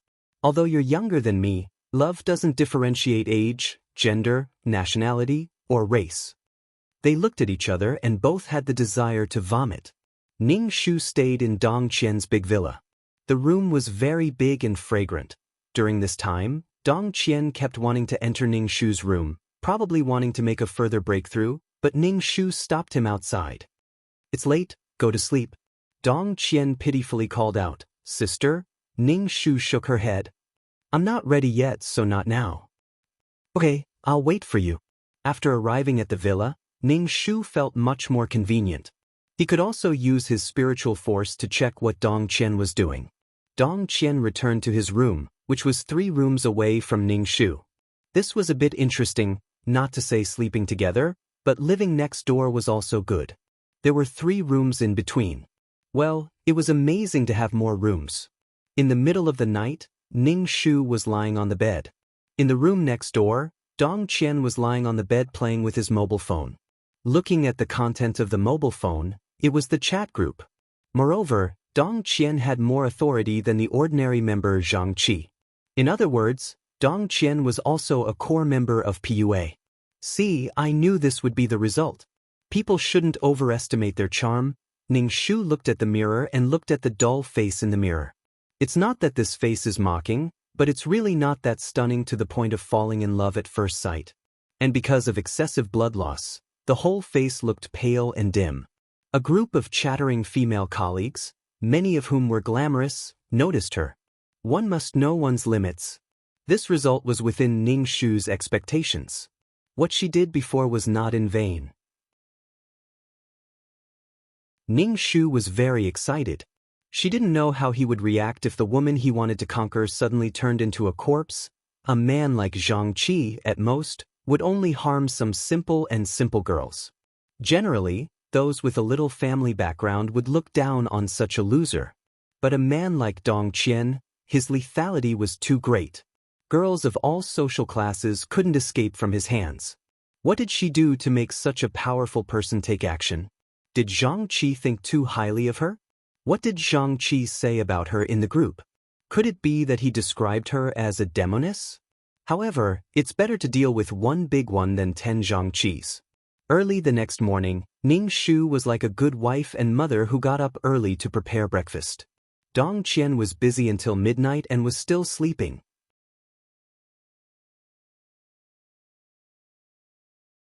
Chapter 41-22. After she was done, Ning Shu began to bang on the door. Ning Shu's spiritual power clearly sensed that Dong Qian was being worried, and there was a strong hostility in his eyes. He tidied up his appearance and went to the bathroom to wash his face before opening the door. When he opened the door, his face seemed to be wearing a thick mask again. He asked lazily, "What's wrong, sister?" Ning Shu smiled and said, "I made breakfast. Hurry down and eat some. Breakfast must be eaten. You must take good care of your body." Last night, Dong Qian was managing the chat group until 2 or 3 o'clock. It was only 7 o'clock in the morning. Now that he was woken up, every corner of his body was filled with anger. He yawned lazily. "Sister, I want to sleep again. Don't disturb me." Ning Shu did not care about this. Using the excuse of, "I'm doing this for your health," he dragged Dong Qian downstairs to eat. During this time, Dong Qian's face was very ugly. He was pressed on the table by Ning Shu, and his whole body was dizzy. People who stayed up all night knew that after staying up all night, they would be floating the next day. It was as if they were stepping on cotton. Their hearts were beating very fast, and they felt like they were going to die suddenly. Dong Qian was woken up again after staying up all night, and he felt very uncomfortable. Even if he ate something in his mouth, his tongue was numb and he could not taste it. He felt like vomiting. He did not want to eat anything now. He just wanted to sleep. Dong Qian ate some with difficulty and said, "Sister, don't wake me up in the morning. My biological clock can't wake up now. I feel very uncomfortable now." Ning Shu's eyes widened. "Is that so? Then don't take care of your body. Don't stay up all night in the future. Did you stay up all night? From now on, I'm going to adjust your biological clock." Ning Shu used her identity as his girlfriend to wantonly order Dong Qian around. And it was for his own good. It was reasonable to say that this would cause a quarrel, but Dong Qian looked helpless. "Sister, I can't change it. Don't worry about me." She was not surprised because Dong Qian had a purpose, and for this purpose, he could tolerate her reckless behavior. Ning Shu took out his phone and searched for a lot of news about sudden deaths from staying up late. "Look, these are all people who stayed up late. They died at such a young age. You're my boyfriend now. Your body is mine." Okay, I'll try my best to adjust." Dong Qian quickly finished a bowl of porridge and was about to go upstairs to sleep. Ning Shu immediately called out to him, "Little brother, aren't you going to send me to work? I don't think there's a bus here." A trace of impatience and hostility flashed across Dong Qian's face. He took out some money and said to Ning Shu, "Then take a taxi. Don't take the bus." Ning Shu mumbled, "It's so expensive to take a taxi. I'll give you money." "Don't be afraid to spend money. You're my girlfriend, the girlfriend of a rich second generation." Dong Qian was already very impatient. His voice was filled with suppressed anger. Ning Shu took the money. She was comfortable taking a taxi. She would be a fool not to take it. Dong Qian went upstairs to sleep. Ning Shu ate slowly. His phone was recording. Ning Shu turned off the recording and took pictures of the villa. Then he said to the phone, "Today is the first day I moved into my boyfriend's villa. I made my boyfriend a breakfast of love. Everything was perfect." Then she took the money from her boyfriend to work. Taking a taxi felt so good. Ning Shu was the first to arrive at the company. Her colleagues came to the company one after another. When they saw Ning Shu, they asked if it was her boyfriend who sent her the food. Ning Shu began to show off her love crazily, not caring if her colleagues could stand it. No, after he made me breakfast, he went back to sleep. You know that he works very slowly. Colleagues, damn it, cremate him. Ning Shu continued. He couldn't send me to work, but he gave me money to take a taxi. He said that I'm the girlfriend of a rich second generation, so I don't need to take the bus to work. Everyone, you might as well go to heaven. Why are you still working? After Ning Shu kept showing off, and the colleagues spread the word of mouth, the whole company now knew that Ning Shu had a rich boyfriend. People from other departments came to see what kind of rare animal Ning Shu was. Anyway, Ning Shu was as high profile as possible.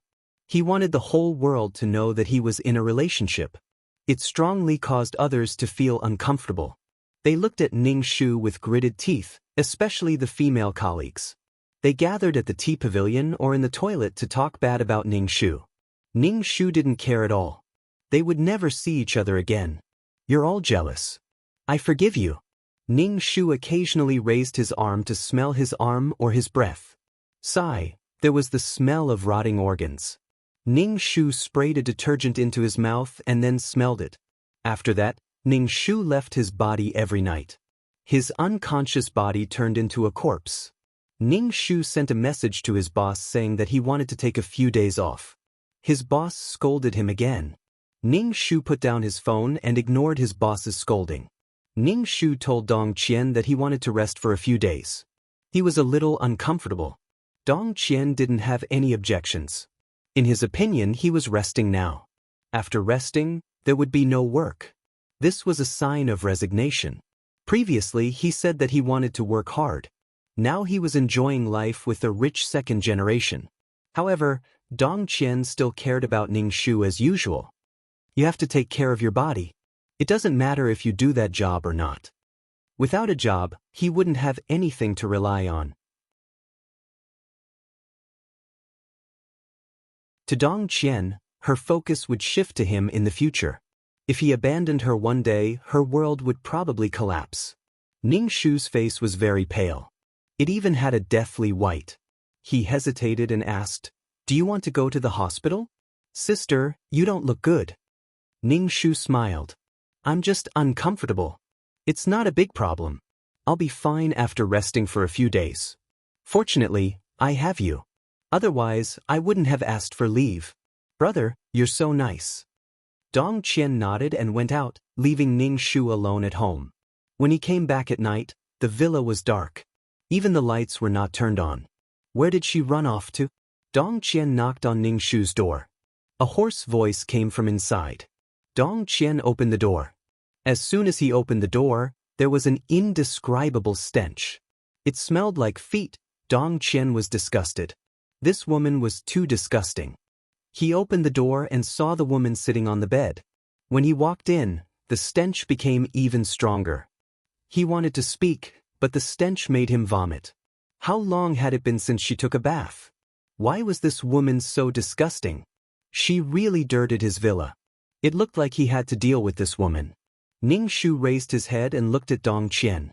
"Brother, you're back."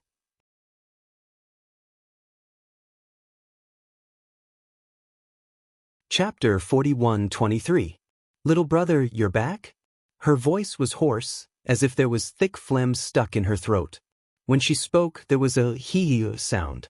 As soon as she opened her mouth, the smell became even stronger. Even from a distance, Dong Qian could smell the smell. He didn't know if it was an illusion, but he felt that the whole room was filled with a thick stench. Fuck, what was this woman doing in the room? Did she not take a shower or brush her teeth? So disgusting? Ning Shu's face was half covered by her hair, looking sloppy, simply stinging Dong Qian's eyes. "Sister, what's the smell in your room? Wash it more, it stinks." Dong Qian couldn't help but say. He felt that he was already very polite, but Ning Shu immediately whimpered, "Little brother, are you disgusted with me? I've already washed it, it's very clean. If you don't believe me, smell it." Ning Shu. Dong Qian walked over. His body movements were very stiff, almost dragging his legs. As soon as he got close, Dong Qian retreated a few steps and was about to rush out of the room. This was simply hell on earth. Ning Shu grabbed Dong Qian's arm tightly. Her hand was pale and bloodless. That stench almost made Dong Qian's mind go blank. When he looked at her face, he found that there were spots on her face, and her body began to rot from the spots. A pair of lifeless eyes stared at him, motionless, not to mention how horrifying it was. What was going on with this person? How did she become like this? What disease did she have? Dong Qian's heart was filled with endless fear. How was he like a living person? His eyes were motionless, and the stench on his body made people unable to breathe. This was not a living person, but a dead person. Dong Qian desperately tried to break free from Ning Shu's control, but her hand was very strong, tightly holding him, simply unable to escape. Dong Qian's face turned red as he roared, "Let go of me, get lost, stinking woman." At this time, Dong Qian had already given up his disguise, abandoned the appearance of a little puppy, directly struggling fiercely, and even stretched out his leg to kick Ning Shu. He kicked Ning Shu again and again as he gritted his teeth. "I told you to let go." Ning Shu sobbed, "I'm not letting go, I'm not letting go." "Dong Qian, what's wrong with you? Why did you suddenly change your attitude? I'm your girlfriend." "Get lost. Who wants a girlfriend like you? A slut like you is not worthy of me." Ning Shu sobbed. The entire room was filled with her cries. It was extremely horrifying and eerie. Dong Qian's face turned pale in an instant. He was very scared and struggled even harder. But Ning Shu refused to let go. Ning Shu was still whimpering and begging, "Dong Qian, I like you so much. Please don't despise me, okay? Little brother, I love you the most." Dong Qian was infuriated. He felt that he had been offended. He didn't know how lowly he was. He had toyed with him, and yet he still thought that he was great. You think that all men love you so much that they can't help themselves? What are you thinking? Dong Qian's movements became even more ferocious. He kicked again and again. "Let go, I'll let go. Let go." He was dizzy and his vision was blurry. It was too smelly. It was too disgusting. He shouted coldly, "Who likes you? Dream on." Ning Shu's voice was filled with disbelief. "I don't believe it, I don't believe it. You said that you love me the most. Then why did you treat me so well before? If it's not because you love me, is it?" When Dong Qian heard the word love, he felt that this stinky woman was insulting the word love. Women were so cheap. They treated other people's small gift as their everything. Then they cried and made a fuss. They treated this gift as their everything and still wanted to ask for it. Dong Qian said fiercely, "Who do you think you are? You're just a target. Let go quickly or I'll kill you." Dong Qian tried to scare Ning Shu into letting go. However, Ning Shu didn't listen at all. "What target? I don't believe it. If you don't love me, you won't treat me so well. Did something happen that made you suddenly change your attitude? Is it because your family doesn't agree with us being together? Or do you have some difficulties?" Dong Qian was simply drunk. What difficulties? If there were no difficulties, women loved to lie to themselves. They even found reasons to say that there were difficulties. "Please wake up. My family doesn't even know about you. Would my family care about a woman who's casually fooling around outside? Someone has delivered themselves to their doorstep, treating a little bit of emotion as their everything." Incomparably despicable, Ning Shu was still sobbing. She despised him in her heart. What despicable? What bitch? These people really talked about their appetites every day. Do you really think that women rely on your charity to live? Each and every one of you is desperately trying to find a sense of superiority. Speaking of which, women are all masters of acting. If you want a weak woman who can't take care of herself, they will be weak and can't take care of themselves. They will give you what you want to see. When survival requires acting, then act. There's no need to act in life. Who the hell would act for you? However, men's minds were still stuck in the fixed role that women played and believed it to be true. The sea lion applauded. "You men are great." Ning Shu was now a woman who couldn't live without love. She grabbed her man tightly and shouted sharply, "Are you going to abandon me? You bad person. You lied to me. You said you loved me very much." Dong Qian was very angry. He was already very impatient and wanted to escape from this place. This woman made him very disgusted. He choked Ning Shu's neck. I told you to let go. Let go. Ning Shu sobbed. Dong Qian slammed Ning Shu against the wall. Dong Qian slammed Ning Shu against the wall. Just by listening to the sound, one could feel the pain. Ning Shu made a sound and started to pant in pain. Dong Qian felt disgusted but also happy. Don't think of yourself as a dish. Ning Shu sobbed. You're like that. Zhang Qi is like that. You're all bad people. Dong Qian let out a mocking look. Stupid women will always be stupid. Faced with such a situation, they could only be hysterical. He had seen too many women hysterically questioning men. Do you really have AIDS? The man said, Of course it's true. Why would I lie to you? His understatement was as if he had caught a cold and would be fine after taking some medicine and drinking more water. The look of despair on women's faces was very interesting. Serves you right for not loving yourself.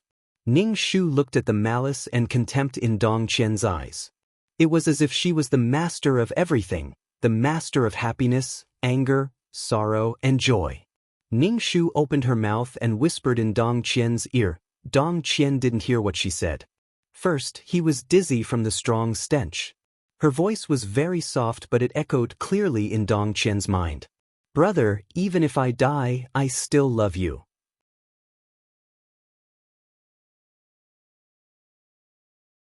Chapter 41-24. Little brother, even if I die, I love you. Even if I die, I want to die in your arms. Even if I die, I want to pester you. Little brother, I love you so much. Can't you love me? Come on. Ning Shu lost to Dong Qian in terms of perverts, but we can learn from him. Dong Qian's pupils trembled violently. He looked at Ning Shu as if he was looking at a lunatic. It didn't feel good to be pestered by a lunatic. Dong Qian almost couldn't remember what this woman was like before. His mind was filled with her crazy look now. He almost mischievously provoked Ning Shu. But I don't love you. I don't love you. Your ex-boyfriend doesn't love you either. You're a person that no one loves. Men are willing to be with you because you're stupid and easy to fool. A woman like you has no money, no looks, and you don't even have a strong heart. Who do you think will love you? I heard that you even committed suicide for your ex-boyfriend. TSK. He wasn't moved by a woman's infatuation. Instead, he was full of disdain. Ning Shu cried and asked blankly, Ex-boyfriend, do you know my ex-boyfriend? What's your relationship with him? Are you guys trying to take revenge on me? But I didn't even know you guys before. Why are you doing this to me? Dong Qian, nothing. Ning Shu said again, Little brother, you won't leave me, right? Can we go back to the past? Little brother, your whole family are little brothers, Dong Qian said coldly. What right do you have to call me little brother? Ning Shu, you are indeed a little brother. Let go. Dong Qian felt that his arm was about to break. Ning Shu cried and said, I won't let go. If I let you go, you won't want me anymore. I'll let you go, let go, let go. Dong Qian punched Ning Shu in the face. He even grabbed Ning Shu's head and slammed it against the wall. Ning Shu screamed, Stop hitting me, it hurts. In the end, it seemed that Ning Shu could not bear the burden and let go of Dong Qian. Dong Qian hurriedly ran out of the room, completely ignoring Ning Shu. Ning Shu's consciousness had already left this body. He took out his hidden phone and uploaded the recorded video onto the internet. Then he quietly waited for the corpse to start to rot. After being beaten up by Dong Qian, the body was almost completely destroyed. Moreover, there were traces of beating after death, indicating that Dong Qian had abused the corpse after death. Killing people and torturing their corpses, such cruel behavior. Without the control of his body, Ning Shu's consciousness could wander around, and he could see Zhang Qi being forced to run around by the debt collectors. Moreover, Zhang Qi was involved in the murder. She would definitely skin Zhang Qi alive. Before, the suicide of the original owner would be covered with a shadow of suspicion. Ning Shu was now waiting for the internet to ferment. Finally, I don't have to act hysterically anymore. It's really a waste of my voice. Don't you know how tired I am? A video suddenly appeared on the internet. The video was of a man beating a woman in a spacious room. The comments in the video caused the netizens to be angry. It was already the year 9102, and there were still comments like this. This was beyond the level of male chauvinism. The woman in the video screamed until her voice was hoarse. She was so humble that it made people hate her for not living up to their expectations. Of course, there were also people who said that it was the idiots who forced women to kneel to the rich. Serves them right. Following that, everyone was very worried about the whereabouts of the girl. She was beaten up so badly. Did she see a doctor? The power of the netizens was great. Soon, Dong Qian's identity was dug out. Dong Qian's family was very rich, and they were in the real estate business. Real estate business, so it was obvious that he was rich. As for the woman, Ning Shu's colleagues saw the video and found out that it was her. Then they desperately called her. The ringtone in the quiet villa was urgent, and it was right next to the rotting corpse. Dong Qian's family immediately deleted the video on the internet and called Dong Qian home. As for whether his legs were broken or not, no one knew. In any case, it wouldn't be easy. Everyone has a rebellious mentality. The more you delete the video, the greater the pressure of public opinion. Especially when the other party relied on their wealth to make it so that they couldn't watch or say anything.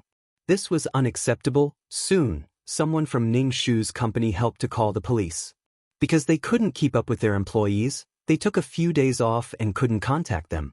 Therefore, the police contacted Dong Qian and even Zhang Qi. The video was deleted, but it could be recovered. If the police wanted to see it, they would definitely be able to see it. Zhang Qi was mentioned in the video. The three of them were related. Zhang Qi had been avoiding debt all day long, or begging his girlfriend to lend him some money like a dog to get through this hurdle. He even thought that if she really lent him money, he might have to be her slave for the rest of his life. Regret. The person involved, Zhang Qi, was very regretful. At least for now, he was very regretful. Of course, after this incident was over, he might come back and cause trouble again. At this time, the police suddenly appeared and took him away. Zhang Qi was dumbfounded. He only owed some money and was forced to sign an IOU. Why were the police here? After being taken to the detention center, Zhang Qi didn't know what happened. He was terrified and uneasy. For a moment, he tried to recall what he had done that violated the law. Other than lying to some girls, he didn't do anything else. They couldn't contact the person involved. It was as if she had disappeared. The police notified Dong Qian and asked to search his villa. Dong Qian didn't expect that he would be pecked by a goose one day. He was actually tricked by a woman who secretly took a video. It seemed that this woman was scheming. She wanted to use this method to blackmail him. Did she want to enter a rich family? She used public opinion. Even if an ordinary person went in, did she think that she could live well? Dream on. Dong Qian didn't take any precautions and went to the villa nervously.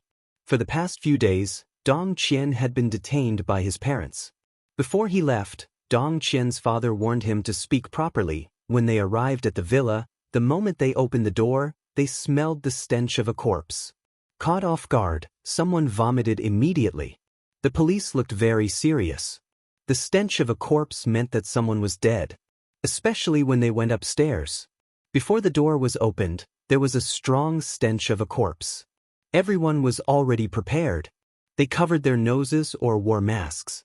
This kind of rotten corpse was poisonous. Dong Qian vomited until his face was pale. His body was on the verge of collapse. He had already foreseen one thing, and that was that this woman was dead. She died in his villa. You're tuning in to the Passion Pages YouTube channel. We're so grateful for your support, and don't forget to subscribe to join us on this incredible journey through captivating stories.